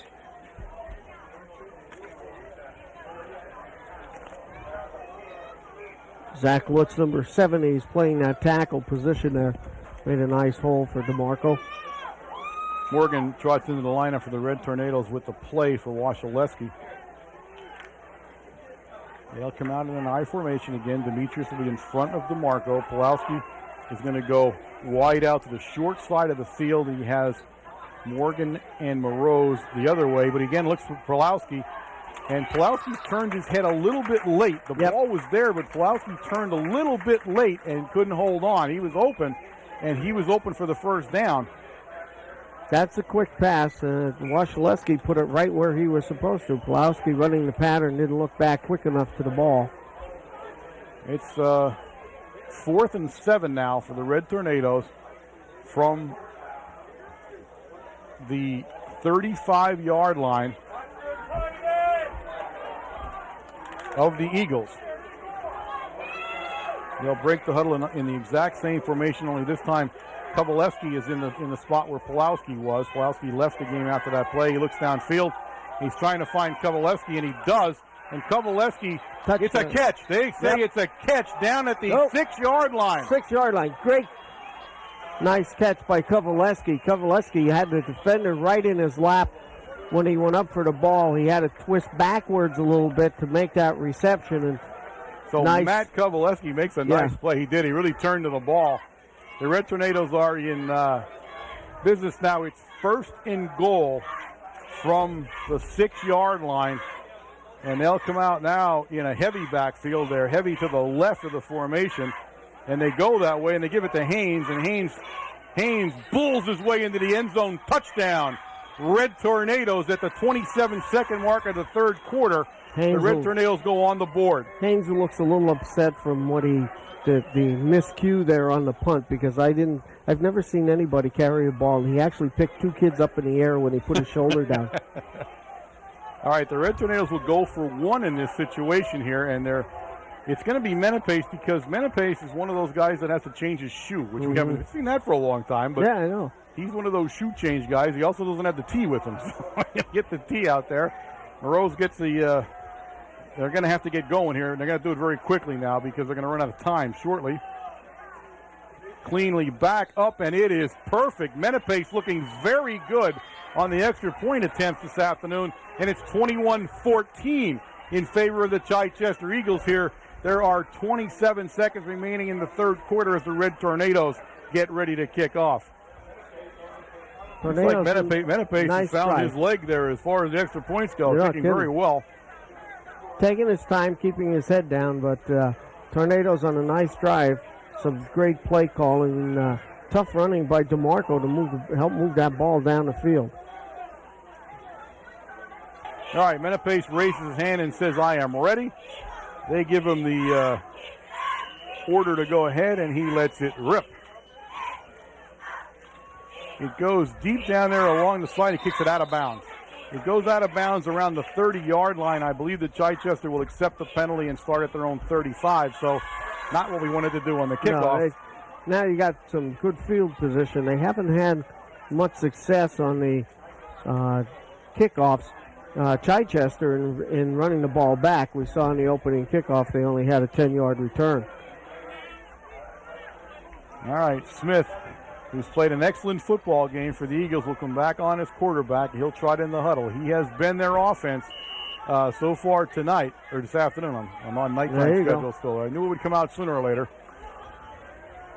The Red Tornadoes must make a defensive stop here to gain control of this game. Smith will come out under center. Minersha, number 40, directly behind him. And it's going to go to Christie, number 28, and Christie's got himself a seam. And flag. We got a face mask on this run. Haynes will take him out of bounds, but yeah, there'll be we'll see if it's incidental or not. I don't know what they're going to call here. But Christie had a big hole. Yes, he did on this left side of the offensive line. They're just working this side, and he had a big hole to run through, that's for sure. They're going to call this the personal foul face mask type. This will be a big penalty against the Red Tornadoes. I didn't see it, so I don't Yeah. know. The Red Tornadoes are arguing that, yes, it was a face mask, but not particularly a 15-yarder. And it wasn't. This is what you call home field advantage. But, yeah, they're going to take a big walk-off, But- and now the ball will be set down inside the 40-yard line all the way down to the Red Tornado 37-yard line. It's 1st and 10 Eagles. This is what the Tornadoes did not want to happen. Puts them in great field position to score. We saw them take the miscue on the punt about the same area and just walk it right in. Your defense has been on this field mostly the whole game. All right, Smith under center. And it's going to go to Cheflesky. Cheflesky runs into Goins. He ran into Goins at the 34-yard line. Give him a pickup of about 4 on the play. It'll be 2nd down and 6. Boy, and he had some open running there, too. Again, they're hitting off tackles either to the left or to the right.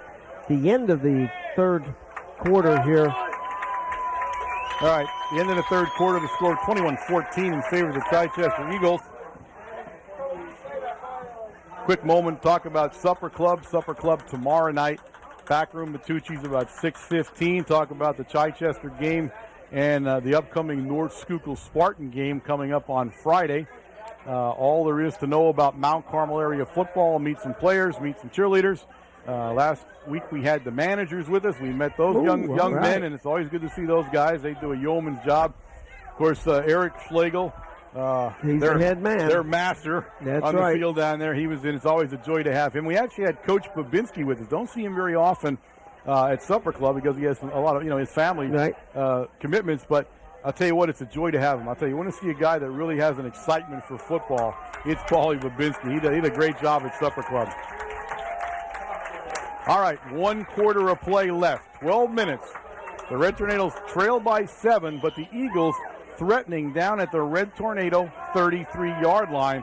It's 3rd and 5. 3rd and 6. Yeah, it's more 6 than 5. So 3rd and 6 as Smith comes under center in that wing T formation. The Red Tornadoes shift around a little bit, and it's Minersha, and it's Chicatano, Demko helping, and also the other linebacker down there, McCullum. And he didn't pick up, I don't think he picked up anything on the play, so it's going to bring up.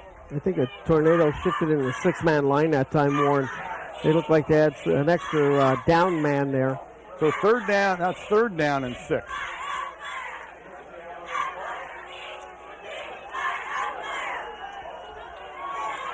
Again, exact same running formation now. Red Tornadoes shift again on defense, and this time it's Shevchevsky looking for some room. And Shevchevsky very close to the 1st down, but I don't believe he picked it up. Nope. He's going to come up a yard short on the play. Haynes getting off the bottom of the pile. Chicatano off the bottom of the pile. And again, it looks like the Tornadoes are jumping into a 6, placing the men in the slots a little bit and sort of confusing the blocking scheme for the Eagles. So it brings up a 4th down, and it's a good yard. 4th and 1. The ball inside the 30-yard line now, inside the 30-yard line, just about the Red Tornado 28. You can hear the Chichester fans, and they are up on their feet, exhorting their offense to gain this yard and get control of this football game. Now, oddly enough, they came out in a shotgun, which almost certainly means that he's going to run it. Pass.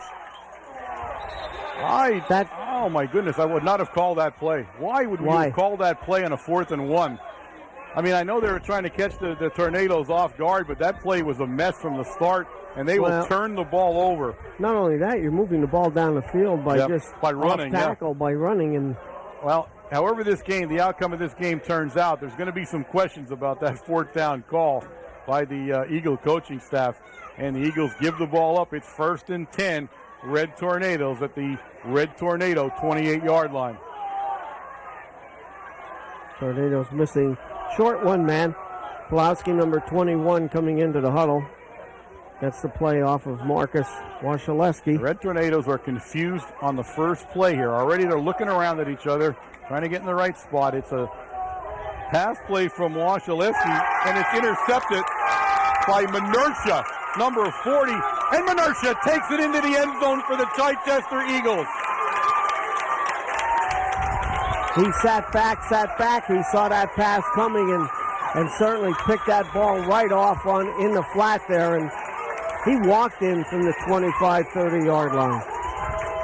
So the Eagles on the board at the 10-19 mark. I'm sorry, having trouble reading. The sun is glaring off that board. It's 27-14 in favor of the Eagles, with Rager 16 in to attempt the extra point. And the Eagles will call a timeout as they didn't have everybody on the field here for the extra point attempt. The holder is Brandon Seibert. He's a senior, 5'11", 170-pounder. So a timeout on the field here at Chichester. Chichester attempting an extra point on the interception touchdown run by number 40, Minersha. Wow, what a play defensively. He just sat back and floated into the zone and picked that ball off. And he had about 5 blockers in front of him yet to take the ball down 30 yards for the score.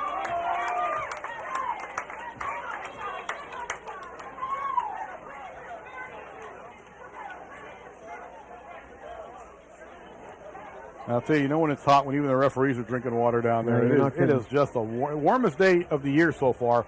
And it's, in October. It took till October for the hottest game of the year. We've had some great weather on Friday nights, but it is hot, it is sunny, it is humid. I said in the high 80s at game time here. And Rager's going to put it up and a flag flies. He puts it through, but they're going to have to do it again. It's like it's an offside against the Red Tornadoes. So what do? Go for 2 here and put the game out of? I'm not sure what I would do right now. I mean, I would probably think about going for 2. Yep. They're looking certainly not the last play that you ran, but I'd go for 2. No, they're not going to though. They're going to stay in that kick formation, so they're going to go for it again. This time they'll do it from the 1-yard line. Well, Rager gets it ready.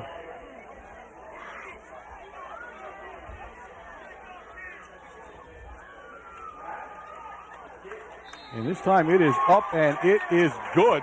I thought they nearly blocked it, but the ball is up and good, and it's 28-14 Eagles. Again, the 10-19 mark of the fourth quarter of play here at Apicella Memorial Field. And it's crunch time for the Red Tornadoes, Wayne. This is do or die now. This is it. You are going to see what type of tenacity they have on this series.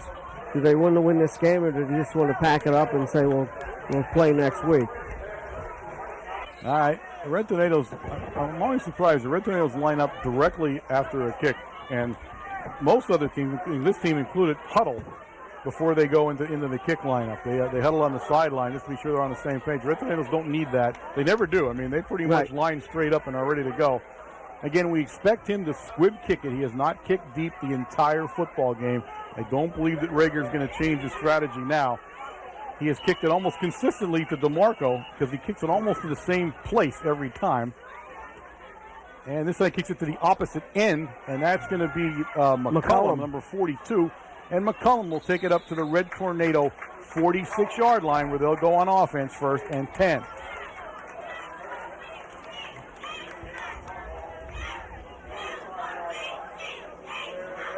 Tornadoes taking the ball on 45, move the ball back, exactly on the 45-yard line. We'll see what the Tornadoes have. They come out in a shotgun formation. He has Wagner and Morose out to the right, and he has Kovaleski out left to the short side of the field. It's a shovel pass to DeMarco, and the Eagles read it very well. Getting off the bottom of that pile for the Eagles is number 43, Matt Ghaznavi. Marcus Wasilewski is down. Yep, that is the quarterback. Wasilewski down at the 35-yard line after throwing the ball. The trainers are out. He'll come out of the game, and we will see who the play. Now, Steck is going out to this, but Steck's going to have to turn around. Yeah, he's going to try to give a quick one. That's Demko. 14 coming into the Red Tornadoes.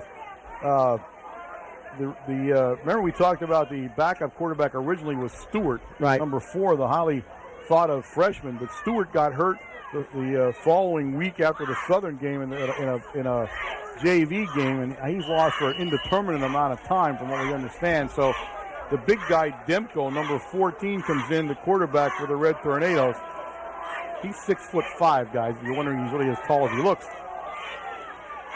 Haynes with the ball. Haynes making a turn at the Red Tornado sideline, and Haynes will take it out of bounds at the 45-yard line of the Eagles, and that is very close to the first down. The markers were knocked down as he went out of bounds, and it's on the other side of the field, so let me see where we're at here. I think he's going to come up about a half a yard short. Yes, he is. Now, they're going to measure it, but, I mean, I'm not sure why they're measuring this because he's standing right next to it. It can't possibly be any different than it is where it's stretched, right? Right. But it'll give us time to take a little bit of a rest here, and it'll give Washleski, I believe, time to get back in the lineup because I think he's coming back in as they're measuring it on the sideline right where the sticks were. Now, it was short when I first looked at it, and it's not short anymore. It's okay. I'm okay with that. I still don't. I can't figure that out. Now, he had knocked him over, so, I mean, maybe they weren't set, but I thought he stretched. I was watching him move, but it is 1st and 10. Red Tornadoes in Eagle territory at the Eagle 45-yard line. That's the first time today that James Haynes got to the outside, and you see what he did. He picked up a good, hard 10 yards that time. All right, Washleski back in the football game for the Red Tornadoes at quarterback. He looks downfield, and he's got Goins. Goins could not hold on to the ball. Goins may have had a touchdown had he been able to hold on to it. Because while Goins is a rather large gentleman, he's also one of the faster gentlemen on the team, but could not hold on to the pass, and nothing will go right for the Red Tornadoes this afternoon. See, we're having a hard time getting to Moroz and Pulowski and Kovaleski because there's a triple team on one side where you have double slot, and then they're double team on the other side, but it's leaving the offensive end wide open down the field. Okay, brings up a 2nd and 10 now. 9:37 remaining in the football game. We're in a shotgun formation. A high snap. Demetrius picks up and it's Moroz, and Moroz on his feet, and Moroz will take it down to the 25-yard line, 1st and 10, Red Tornadoes. And again, the clock stops here. That's what the Tornadoes need. They need to be efficient with the time and how they use it. Moroz on a nice pass pattern, just a curl back into the center of the field. Down to the 25, picks up a large first down here for the Tornadoes. Again, a shotgun formation. 2 guys wide left, 1 to the short side, and Demetrius. And Demetrius will pick up 5 yards in a play down to the 20-yard line at 2nd and 5. Again, we're basically just keeping the defense honest on that play. Yep.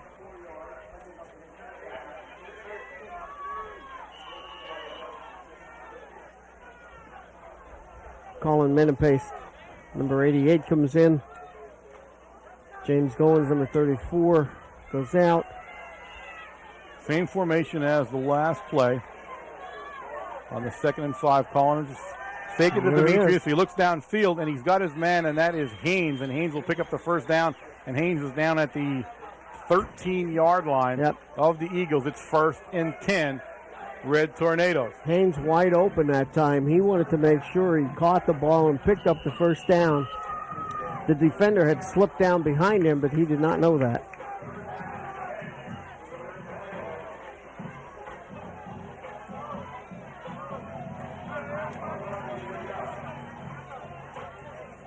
Again, the exact same formation now, 3 times in a row. He's shouting out instructions down along the line, takes the center snap. Ball's bounced up in the air. Morgan makes a nice catch of the ball as the ball got tipped at the line of scrimmage. Now we'll lose yardage on the play. It'll bring up a 2nd down and 16. Yeah, we're close. Yeah, 2nd and 16 now for the Red Tornadoes, and there's been a bunch of balls batted around on that line of scrimmage by the Eagles. Yeah, the Eagles are getting their hands up in the air, and defensively, that's what your linemen to do. You want to block the vision of the quarterback.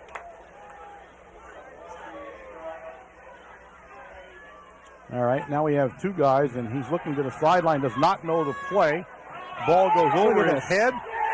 and he's buried. Number 32 for the Eagles, Tim Parrott, in, and he buries Wasilewski all the way back at the Red Tornado 28-yard line. Timeout on the field for the Red Tornadoes. Coach Brennan in that huddle instantly, as the Red Tornadoes could not look more disheveled if they tried. This is amazing. This is a team. You're already halfway through. You're starting the second half of the season, and we're looking to the sidelines. They're looking at do we have enough of players? Is this the call? And we're not going out with confidence. No, absolutely. They don't look like they're confident about anything right now. And then the center snap goes over his head. Yeah. I mean, again, how many other things could go wrong? We weren't sure what the play was to start off with. It didn't matter because the ball went over his head. It brings up third down. And it's third down, let's see. It's third down and 10, 25, 20, 25 or 26 yards where they set the ball at on the third down call for the Red Tornadoes. And we will go into the shotgun again. This time we put two guys to the short side of the field, which is the right side of the field. No one out to the left. He looks downfield, plenty of protection this time. Looks downfield, and Menapace, he had the big tight end cutting across the field, and Menapace could not hold on. No, that was a ball that was right there, and Menapace had some running room after he caught it. He had beat the defender. The defender was to the back and to the left side of him, and didn't watch the ball all the way in. He just dropped it.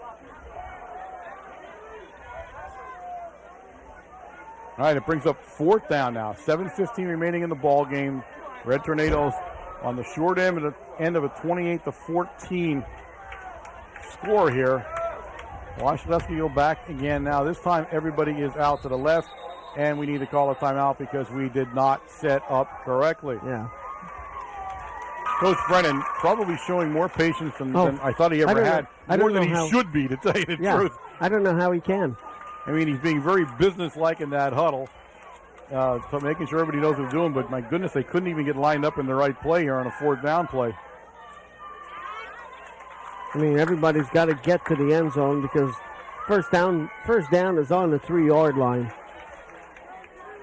So you have to give Marcus Wasilewski enough of protection. Yep, that gives you some indication. The ball's at the 28-yard line. The first down mark is at the 3.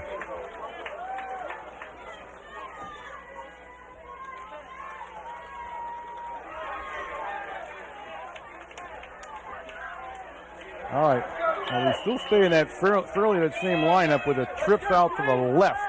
Haynes standing on the left of the quarterback. Watch the blitz coming Haynes in will from the outside. Looks downfield, and it's Kovaleski. Kovaleski makes a nice move, but he will not pick up the first down as he's dropped at the original line of scrimmage on the 13-yard line. Yep, on the 13-yard line. So the Red Tornadoes will turn the ball over. 7:05 remaining in this ball game. And the Eagles take over, 1st and 10.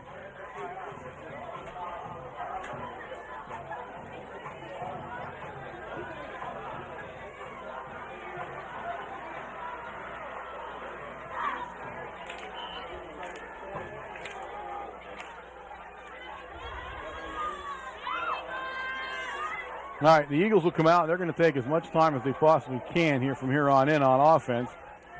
Clock will start at the snap here. Smith goes under center. They're in a traditional wing look now. And it's Christie, number 20. I'm sorry, no. I thought it was Christie, but it's going to be Smith, keeper. He faked it to Christie around the far side there, on the Red Tornado sideline, and it's Smith who picks up about 5 yards on the play out to the 19-yard line. Looked like the old student body. Everybody was pulling and blocking, running in that direction. The Tornadoes are staying in the 6-man line, and the blocking scheme here that the Chichester Eagles must put out has now changed a little bit. Well, the only guy we can't stop is Smith. Yeah. I mean, obviously we think they're going to run the ball. They're in a wing set. There's nothing. I mean, take a look at the defensive lineup. Everybody's at the line of scrimmage or within 3 yards of it. And again, Smith on a keeper. And this time Smith is in trouble. Demko forced him in, but again, we missed the tackle in the backfield. Now, he finally gets buried down there, and that's Chichester, who's been all over them. If there's a bright spot on the Red Tornado side of the ball, it's Chichester, number 50, as he has played, again, like a wild man for 2 games in a row now. The ball gets set down back at the 15-yard line. It's now 3rd down and 9 for the Eagles. And again, they're not concerned enough really about gaining a lot of yardage, but they're concerned about running that clock, and it's down now at 5 minutes and 40 and counting. The Red Tornadoes are down by 14 points here on a beautiful October afternoon in Boothwyn, Pennsylvania, actually where we're located at. And the ball carrier, I'll see who that is. I believe that is going to be Menersha Demko on the stop. It is number 40, Menersha. He's the guy that scored the touchdown on the interception on defense. And the Eagles are forced to kick the ball here. Number 2 in the ball game. He stays in there. Number 2 is Chef Lesky. I hope I said that name right. I practiced it for a while now, but every time I get to look at it, I think I hope I get this one right. Eagles taking as much time, actually more time than they want, because they missed a guy. They were one guy short in the alignment. He's still not sure where to go. And I believe, I don't know if they took too much time. I didn't see the flag. They did, yeah. I mean, that could be the only play. I didn't see anybody throw a flag here, but it is too much time. All right, here's the guy. The guy back standing with Haynes is the guy that actually threw the flag that was doing the count. Doesn't make any difference to the Eagles, although they now end up kicking. Chefleski will be kicking from his 5-yard line. Ooh. High snap. Chefleski does a nice job and a nice kick. Punt. Haynes takes it at the 43-yard line. Tries to pick a lane along the Red Tornado sideline, and he'll go down finally at the 30-yard line. Looks like about the 30-yard line. Some nice running by James Haynes. Picks up 10 yards after taking that punt.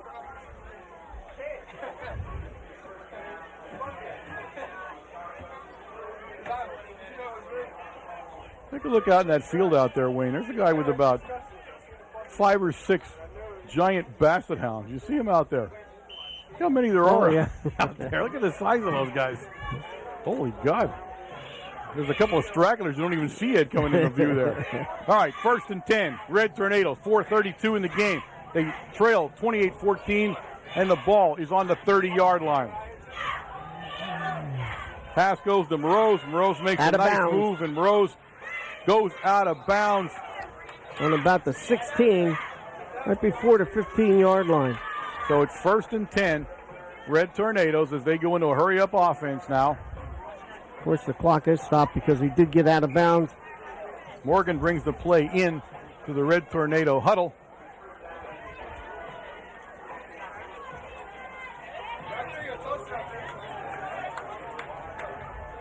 Demetrius standing next to Wasilewski in the shotgun. Everybody is out to the right of the formation. It's Moroz. Moroz makes a nifty move inside, and Moroz will take it in. Touchdown, Red Tornadoes at the 4:16 mark of the 4th quarter. They pull within 28-20 with the extra point attempt to come. They'll go for 1 here. It'll be 28-21 if they make it. 4:16 remaining in the ball game. A nifty move by Moroz as he caught the ball and made the turn and got himself open and into the end zone. Yeah, he caught the ball about the 10-yard line and button hook back to the center of the field. And of course, there was no defender there. They were playing so far back on him. There's an injury timeout on the field as I don't want to talk about it, but it was ugly there as Moroz will have to come off the field. Now, unfortunately, Moroz is your holder. Well, Pulowski will come out now and hold. Yeah, Moroz is the holder, and Moroz is not injured. He's sick. So he's trotting off. Oh, my goodness, is he sick. Ooh. It's hot. So Moroz will come off the side to the sideline, and now Pulowski. And Pulowski's saying, why do I have to kneel right here? Because that's where he got sick at. And Pulowski's waving his arms. Oh, this is one of the parts of football you just don't like. Menapace gets lined up. Pulowski says, I'll do it no matter what. Menapace puts it up, and he is good as Menapace is through today on the extra point attempts. It's 28-21 Eagles. 4:16, the Red Tornadoes get ready to kick it off here. Again, the Red Tornadoes, when they put their mind to it, seem to be able to play football here, but it might be a little bit too late with 4:16 left. Yep, we're going to have to wait and see. We're going to see what Coach Brennan does here. Does he want an onside kick and try to recover a fumble at this point, or try to? It's not that we've put the ball deep at all. No, we haven't kicked off well at all. But at least get it down as deep as we possibly can and play the ball.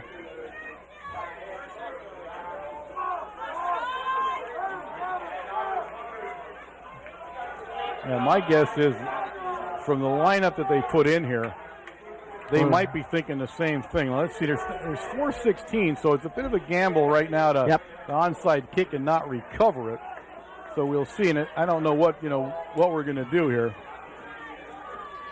To me, it looks like we're going to be onside kicking it. And it's coming to this side. Now we are going to onside kick it. Now they have not adjusted to this at all. They're staying in the same formation, which is somewhat odd because we kick it the other way, and it goes out of bounds.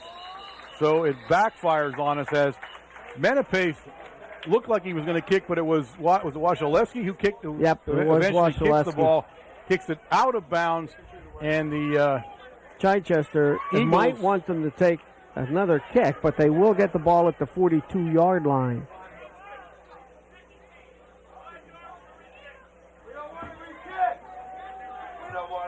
The Eagles are talking about it, and I'm not sure what they're talking about. I'd just take the ball where it is and be done. That doesn't make any sense. They're going to re-kick it. Now, I don't know if they particularly had a choice. Why wouldn't they have a choice? Yeah, I guess they had You have a choice to take the ball where it went out of bounds or the penalty. Well, we end up kicking off from the 35-yard line, obviously, so you get better field position, and now you have to really wonder whether you want to do the onside kick or not, although he is setting up to look like he wants to onside kick it. Again, they leave two men really deep, which are completely out of the play. He couldn't kick it to them if he wanted to, so I don't know why they haven't brought them up. And he does kick it, and it's bouncing around, and they have recovered it at their own 42-yard line. That's number 21 that makes the recovery for the Eagles, John McMullen. And they retain possession here on the onside kick, and it is 1st and 10 Eagles from the 42-yard line. The Eagles got lucky there. They never adjusted to the fact they were onside kicking. What were the two guys doing back on the 15? And actually worked because it hit a man and it dribbled back a little bit. We haven't kicked the ball that deep on a regular kick all season. I'm not sure why they would have taken themselves out of the play, but it doesn't hurt them. And they are on offense 1st and 10, and now all they're going to do is try to burn clock as they're up by 7, 28-21. Smith under center, the wing T formation. Christie starts in motion, but it's going to go to Chefleski. Chefleski, a great run by number 2, Chefleski. He's finally dragged down in there by McCullum, but not until he crosses over the 45 out to the 47-yard line. A gain of 5 on the play. It's 2nd and 10. Tough run, hit about a yard off the line of scrimmage as he made his way through the hole that was given to him by his offensive line, and picks up a tough 4 or 5 yards there.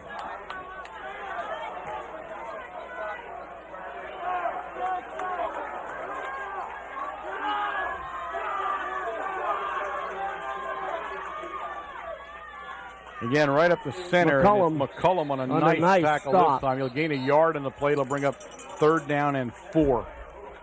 McCullum and Haynes that time, but McCullum was the initial hit right at about the line of scrimmage. Pick up about 6 inches, maybe that's about it.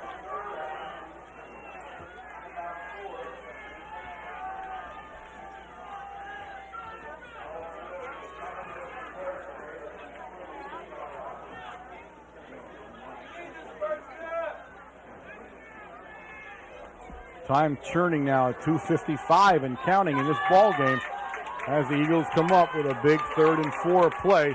And he goes into his shotgun formation. The ball is centered high, and that blew the play up. It was a keeper, but the center snap went high, and the Red Tornadoes bury him. Timeout, and Tornadoes won a timeout here this time. They buried him back at the 44-yard line, so it's 4th down. They will have to absolutely kick. So the Tornadoes called timeout to kill the clock. So they put their punt receive team in. as Shefleski will do the kicking, I believe. I'm trying to see if he's on the field, but I believe he'll do the kicking. Yeah, number 2, Shefleski will do the kicking for the Eagles. Now, he had a high snap the last time around, so we'll watch the snap. In fact, the snaps will be getting slightly higher the entire fourth quarter here. They've had struggle with it, and that time it cost them any chance at a first down. So they give the ball up and give the Red Tornadoes one last gasp to try to tie this game up. They trail 28-21. There's a timeout on the field as the Red Tornadoes are over at their sideline trying to get themselves straightened out. I want to take a moment here again to thank all the fine people at Service Electric Cablevision, of course, our home cable system. If it wasn't for them, you wouldn't be seeing us. And we again thank Dwight Walters and all the fine people at Service Electric Cablevision for being so nice to us. And you catch us every Wednesday night during the football season at 8 o'clock, and you see us on the dial at channel 13. All right, Shefleski back to punt. This time another high snap, but he covers it. He gets a nice kick. And he does, too. Haynes will take it in front of the 19-yard line. Haynes looking to pick his way up the sideline. They have him pinned, and Haynes will go out of bounds at the 30, somewhere around the 32-yard line. We'll see where they mark it. He's over on the Red Tornado sideline. I'm sure that's what Coach Brennan was telling him. Number 1, stay off the punter. Number 2, do not let the ball hit the ground. And it will be right out the 32-yard line, so it's 1st and 10 Red Tornadoes. And I believe they might have one timeout left, if I'm not mistaken, in the second half, right? I think it's one, but I'm not sure. They may not have any. I can't remember now. I'm trying to think how many did Coach call timeout up here when they were they may be scrambling around. I think they're out of timeouts. All right. Washleski goes into that shotgun. Kovaleski is out to his right on the short side of the field. Morgan and Moreau's the other way. He's under immediate pressure. They missed the block. They completely missed the rush block. He comes from that defensive end position. Nobody touched him. Nope, Julius missed him, and Julius is back there for that reason, to protect to the backside. So a crucial error by the Red Tornadoes, and now it'll be 2nd down and about 15 as he went untouched. No one went near him.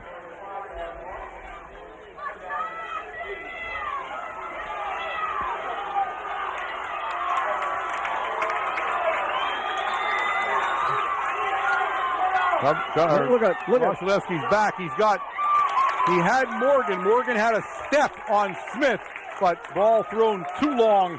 It's 3rd down and 15. Third down and 15.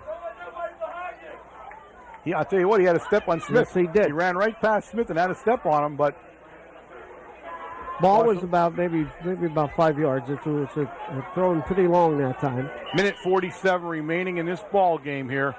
And the Red Tornadoes are down to 2 final downs here. They need to pick up a first down. They need to pick up a first down all the way up at the 42-yard line. The ball currently is on the 26th.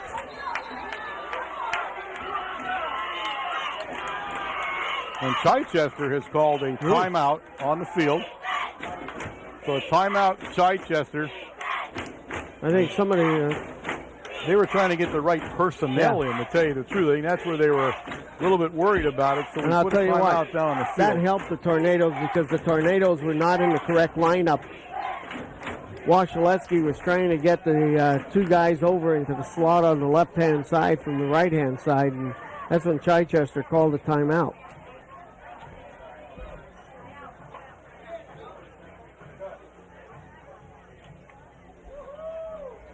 All right, the Red Tornadoes come right out to the line of scrimmage.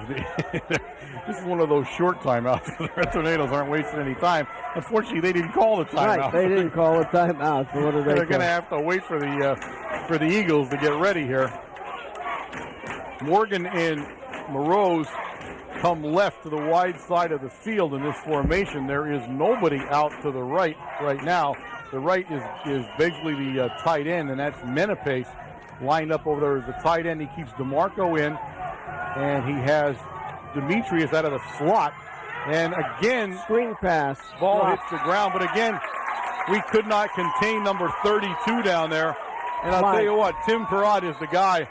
Tim Perrott is all over the field, and they just can't simply block him. Now, again, with the problem we're having blocking him, why go into the slot formation with him? Just leave him back there and block him, for crying out loud. That's 2 times in a row we missed them out of a slot. Now Chichester, there's a flag here. There's a flag way in the other end over there, and we're gonna. It's a penalty against Chichester. What is it? You know? Unsportsmanlike. Oh, jeebers. Okay. So it's way on the other side of the field against the Red Tornadoes sideline. So, yeah, it is a big one. You see him coming over here to call it. And he does. Personal foul against Chichester. So the ball comes out to the 42-yard line where it'll be 1st and 10 Red Tornadoes. Well, no, it'll be... That's 1st and 10. That's first. It was out to the marker even, so it lined up perfectly. So 1st and 10, 1:43 now remaining in this football game. The Red Tornadoes desperately trying to stay in it. He comes out in a trip formation. Trips right. He looks right. He has Kovaleski out at the 50-yard line. Get out of bounds. Out of bounds. Kovaleski's free. Kovaleski will be brought down at the 35-yard line of the Eagles. It's a 1st down. The clock will stop long enough to get the markers set. The Red Tornadoes. And we have a timeout on the field. I'm sorry, there he is. That's Murray, 27. I'm standing behind the pillar here. I never saw Murray go down. Murray, I'll tell you what, Murray was hurting in the last play, 2 plays ago. He came out for 1 play. He has a cramp apparently in his calf. He was limping around out there, and he's back down.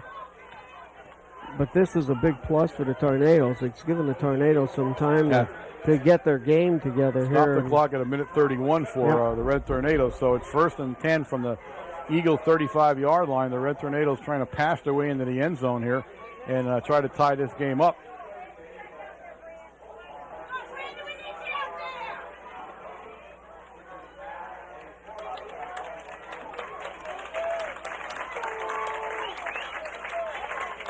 So they get Murray off the field. Murray had a pretty good ball game. Yes, he did. Too. If he comes off, it looks like an ankle injury. So I don't think we'll see him for the remainder of this game. The Eagles get lined up. You can hear their fans in front of us. They are as loud as I've ever heard anybody as Wasilewski now goes trips left. Wasilewski's chased out, and Wasilewski tried to hit Moroz. Again, 32 down there.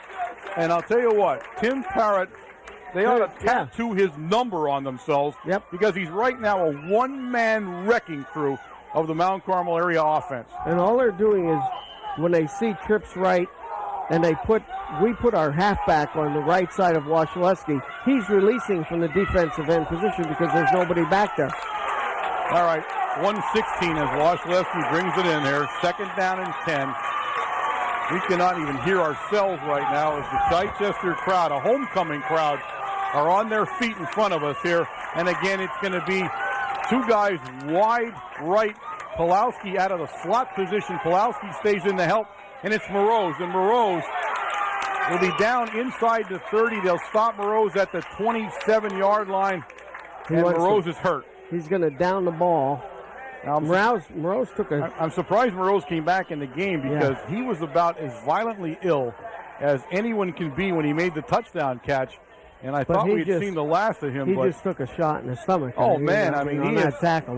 He's a gamer. I can't believe he came back in the game. I mean, he was truly, truly sick there. So the trainers are out. The clock is stopped with the injury to Moroz, and they're looking at Moroz's.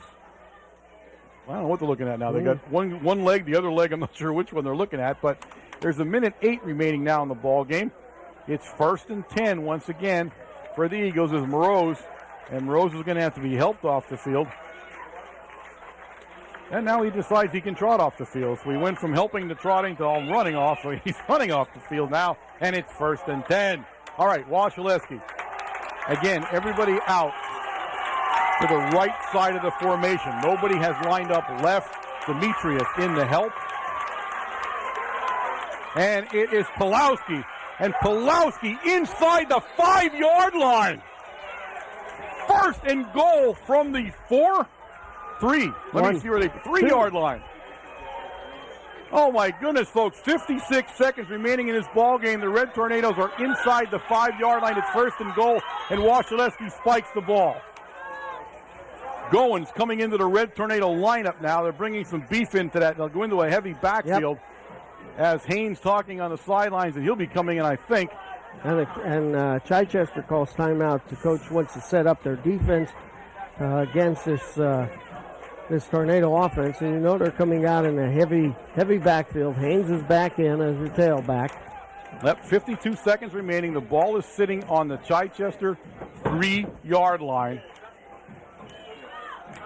Red Tornadoes trail 28-21. Need to get the ball in the end zone, and then you make a real decision on whether you go for one or go for two. You want the winner or you want the tie? I was thinking of that. Let's not get there yet. All right, the heavy backfield, as we said, and it's Haynes. And Haynes will be stood up, and Haynes is in. Touchdown, Red Tornadoes! James Haynes from the 3-yard line. There's 47 seconds remaining. It's 28-27. And the Red Tornadoes are now deciding whether they go for one or two here. You're right. At Chichester. This is a real decision, and they're going to go for one. As Menapace is going to strap the shoe on. I have no idea what they're doing now. They're going to go for two. They made the decision to go for a 2-point conversion. I think they're holding the number 2 up, and they are. They're going for 2 to win the game. Here it is, folks. Wasilewski into the offensive huddle. 47 seconds left, a 1-point ball game. The Red Tornadoes are going to line up and go for 2, and you can hear this crowd on both sides of the field. A heavy backfield, Haynes the deep back. And Chichester has gone offside. That puts us a yard and a half now. The Eagles jumped offside. It'll be down to the yard, right down to the yard and a half. And the Red Tornadoes will line it up again. My goodness, folks, this game couldn't get any more interesting at the end. Yes, you're not kidding. And now, I can't see who came into the huddle there. 82? I think it's 82 came into the ball game for the Red Tornadoes. And he's going to go wide out there to the right. Again, a heavy backfield again with Haynes behind Wasilewski. And it's Haynes. And Haynes is in. He scores! The Red Tornadoes have taken the lead. Oh, my goodness. Ladies and gentlemen, this is a ball game to remember. The Red Tornadoes are up 29-27. Oh, my goodness. No one expected this. I thought he was stopped on the he line. pulled his way in there. The Red Tornadoes have stunned the Chichester Eagles here in front of a homecoming crowd. There's still 47 seconds remaining in the ball game. The Red Tornadoes getting ready to line up to kick to the Eagles. But what a finish to this ball game down here in Chichester on a perfect afternoon. The Red Tornadoes really playing like they didn't want to win this football game all the way into the last 5 minutes. Now, let's go back. There's 40-something seconds. Oh yeah, I know. This is but I mean, my goodness, what an absolute ball game. The Red Tornadoes have stormed back to take the lead. But here's the thing. I think the Tornadoes have the edge here for the simple reason that they've been playing better defense against Chichester because the only one carrying the ball now is Smith, and I think they sort of got his number. If Menapace can put this ball deep, I think we're in a winning stance here. All right, 88 Menapace lines it up, folks. If you're listening to this game on the webcast, you are got to be riveted to your computer speaker right now. This is an absolutely fantastic game, and Menapace hits it deep. It goes down deep, and it will go out of bounds at the 10-yard line. God, we cannot keep the ball in bounds. We just can't find a way to get a kickoff here. This is what I don't understand. Why do we continue to... He kicks to the right all the time. It goes out of bounds. Why do we put it on the right hash mark? And kick the other way. Put the ball in the middle of the field. The ball will come out to the 35-yard line of Chichester. And again, the kicking game still continues to become a moment in time. Although I will say he's done much better. Yes. In the extra point attempts. We got to work on these kickoffs. We continually go out of bounds on them. There's a conversation at the 30-yard line between the entire referee staff, and I guess they're trying to decide what they want to do. Now, if you're Chichester, do you want us to kick it again? I don't think I wouldn't. I'd take the ball where it is at the 35 and start taking my chances from there. I'm not sure what this huddle is about, folks. No, neither do I. But all the referees are lined up having a conversation. right at the 30-yard line, trying to determine what's going to happen. But I don't know what the discussion is. Chichester's not making any move whatsoever. And here they're going to make the call now. I see the referee come out, and they're going to kick it again. They're going to, okay. The Red Tornadoes were most.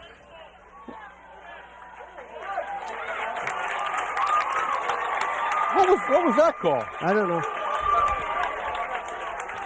Folks, I don't know what the call was, but it was a big call because the Eagles get the ball at the 50-yard line. I think there was a personal foul called. The ball was out of bounds on the 35. They got it, and they picked up a personal foul. Oh, my puts it goodness. down to the 50-yard line. All right, here it is, folks. The Red Tornadoes get lined up on defense. Smith is in a shotgun. He brings Chefleski in motion, and Smith's looking to throw the ball. He's going deep. Goins gave him a good shot there. He's going downfield. He's got a man wide open, and he's got him. And he's going to go in. And Chichester has scored. He was over. Flag on the play. Flag down on the play. He overran the line of scrimmage when he threw the ball. Flag is down. Oh, my goodness. Ladies and gentlemen, hold on to your seats for God crying out loud. He was over. He went over the line of scrimmage. He was down on the 49-yard line. Now, you notice no flag was thrown. No. They never threw the flag. But it was the line judge on the other side. He was pointing across the field. He called it right away. That's why he didn't see a flag go down. The kid went in the end zone, a perfect pass to Chefleski. And now, how does Chefleski get behind I don't know. a secondary with this amount of time? But we'll answer that question another day. There's 36 seconds left on the clock. The quarterback crossed the line of scrimmage when he threw the ball. They are now going to mark the penalty off. It's a 5-yard penalty, and it's a loss of down. It now goes to second down. Now, there was no question that he was beyond the line of scrimmage. It's not like anybody could argue that. He was truly beyond it. But when he never threw the flag, I wasn't sure what he was doing there. But what an end to a game, folks. I mean, this is just unbelievable. It is now second down and 15 for the Eagles. The ball now back at the Eagles' 46-yard line as Smith goes again into the shotgun. Chefleski comes in motion in front of him, and he's going to find Chefleski, and he threw it behind him. Chefleski couldn't reach out and bring it down. It is third down and 15 now. The clock stops at 32 seconds on the incompletion. I mean, everybody in this stadium is standing up and looking at this football game. Oh, my God, what a finish when you think about how it started. It's definitely come on here for the Red Tornadoes. But as you said, it's not over yet, and we let them get behind us on that first play. You never, until, like they say, the fat lady sings, you never, ever think this game is over. There's a fat lady in the stands? Well. Oh. All right, again, a shotgun formation. The Red Tornadoes get lined up. Smith will take the center. Now, there's no chance that we're running here. Smith is going to throw the ball. Goins puts him under pressure, chases him back. Goins touched his face mask. Face mask. Again, a man is wide open, and he scores!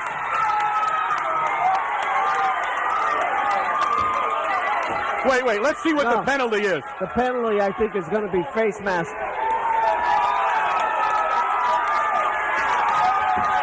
They've scored, ladies and gentlemen.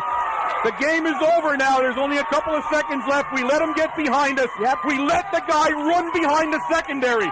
Number 6 making the catch for the Eagles. For the Eagles would be Colson. Colson scoring the touchdown for the Chichester Eagles here. And the score now will be 34-29. There's 20 seconds left on the clock. And if you're a Red Tornado, you're going to now ask the question straight out, why did a man get behind us?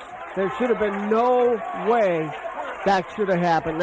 And not just once, that's twice now. Yeah. Because on the going over the line of scrimmage was another time. In an absolutely shocking lapse on a defense in this type of game when we had the game won, Wayne, and we let the guy go behind us and score a touchdown. Here's the thing. Who cares what the quarterback's doing? Yep. He's not going to make it all the way down there. He's not going to run 50 yards for a score. All right, they line up for a pretty much meaningless extra point attempt here. As Rager will get in and kick.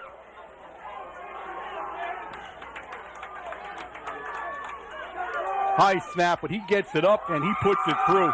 It's 35-29 Chichester, and there's a penalty, and I believe the penalty will be because we hit the holder. Probably. I'm pretty sure that's what's going to happen. So that means that they're going to kick from the 50-yard line, maybe? I believe that's where they'll assess it off of there. But I'm sure, roughing the kicker, but it's actually roughing the holder, not the kicker. It's the same penalty for that. So the score 35-29 Chichester with 20 seconds remaining. Nobody has any timeouts left. No. So basically, this game's over. Yep, we're going to play it out here, folks. The people in front of us at Chichester, what an exciting finish, but not for the Red Tornadoes in just a stunning lapse. This is something you truly need to sit in that room on a Monday with those films and truly understand why you let somebody run behind you twice. Yeah, that should never, ever happen. All right. The ball is being brought up to the 45-yard line. Of the Tornadoes. Yeah, of the Tornadoes, believe it or not. They're assessing the penalty for roughing the holder on the extra point attempt from the Red Tornado side. So there's a good chance he can kick this in. Well, it'd be interesting to see what he does. He hasn't put the ball in the air yet, but now might be the time if he can. Now is the time to kick it in the end zone and forget it. But he so far the strategy has been to dribble the ball the whole day down to that second level. But here we'll see. It's a different kicker kicking, which is he's kicking straight on. Yep, he kicks it straight on, but it does go actually the same way to DeMarco. And DeMarco along the sideline, and DeMarco will be brought out of bounds at the 34-yard line. The kicker was in there was actually Manersha, the running back, came in to do the kicking that time, which is somewhat odd. But the Red Tornadoes will go on offense here. It'll be 1st and 10 Red Tornadoes. There are 13 seconds remaining on the clock, and I can guarantee you that the Eagles aren't going to let anybody get behind them. Right.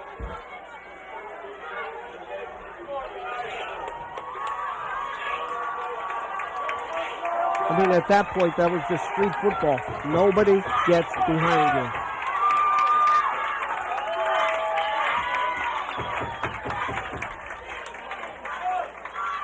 All right, Wasilewski will bring them up.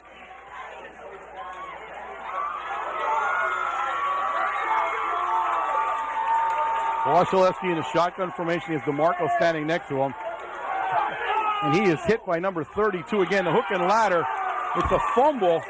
Moreau tried to get it to Pulowski. Pulowski ran it out of bounds finally. And that's it. Ladies and gentlemen, that's the end of the football game. The Chichester Eagles have won the first game of the season here by a score of 35-29. The Red Tornadoes fall to 3-3. And it is homecoming here. It is everything you could wish it could be if you're a Chichester Eagle. They played a stupendous football game and really came through when they had to. And can't say enough good things about Chichester. Really played a great football game.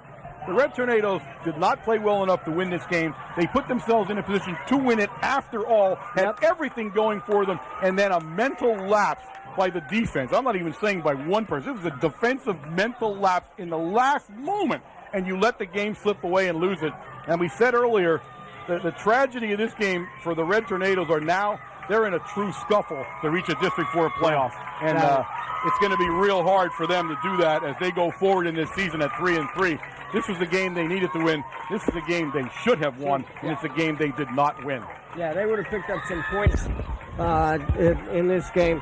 This is a AAA team which would have really bowed us well and carried us into the end of the second half of the season here. But Tornadoes, I don't know whether they read too much paper about Chichester not scoring anything until the last game where they scored 2 touchdowns, but they have to stop doing that. They have to play each one of these games like it's a championship game from here on out. You know, I just noticed on the sideline, Chichester had a mascot. And I got to tell you what, I can take my hat off to this kid. He's wore a furry eagle costume this entire game. He's down there now, and they're actually chugging water into him, trying to hydrate him. But it's one of those like ones you could wear in the middle of winter and be warm kind of. He wore it all day. So my hat's off to them. Again, we're down here at Apicella Memorial Field on the campus of Chichester High School. The Chichester Eagles have finally cracked the win column. They are now 1-5. The Red Tornadoes dropped to 3-3 in what can only be described as a disappointing loss for the Red Tornadoes. They will regroup themselves. They will play North Schuylkill, a traditional foe at North Schuylkill in 2 days' time on Friday. Remember Supper Club. Remember that the webcast you guys just listened to is brought to you courtesy of WKMC-TV, the broadcast arm of Mount Carmel High School. It's brought to you on the PIAA Broadcast Network, and it is brought to you also on that network by Easy Stream Broadcasting. So again, we hope you enjoyed the game tonight. Those of you watching on a Wednesday or watching this game, you saw an exciting finish. Those of you who heard it on the webcast had an absolute, you had to be jumping out of your chair here back and forth to see this thing finally finish. But the Red Tornadoes have come up short. 35-29. The Eagles are at the field celebrating, and well-deserved that they do on a beautiful, perfect homecoming day. They will come into the win column, and they played very well. The quarterback we talked about, Smith, he's everything we heard about. He is the Division I prospect, did all the right things, played very well. And again, we heard he was Division I on defense, but quite frankly, today he played like Division I on offense. So he played as well as he could, and take my hat off to him. That the defense played very well for Chichester. Yep. The Red Tornadoes played pretty much lackadaisically until the fourth quarter and the end of it, and then played like we thought they could, but it was not enough, and they come up on the short end. So, ladies and gentlemen, again, I am Warren Altamar. And Wayne Brokenshire. This has been a presentation of WKMC TV Sports. We will see you next week. Thank you.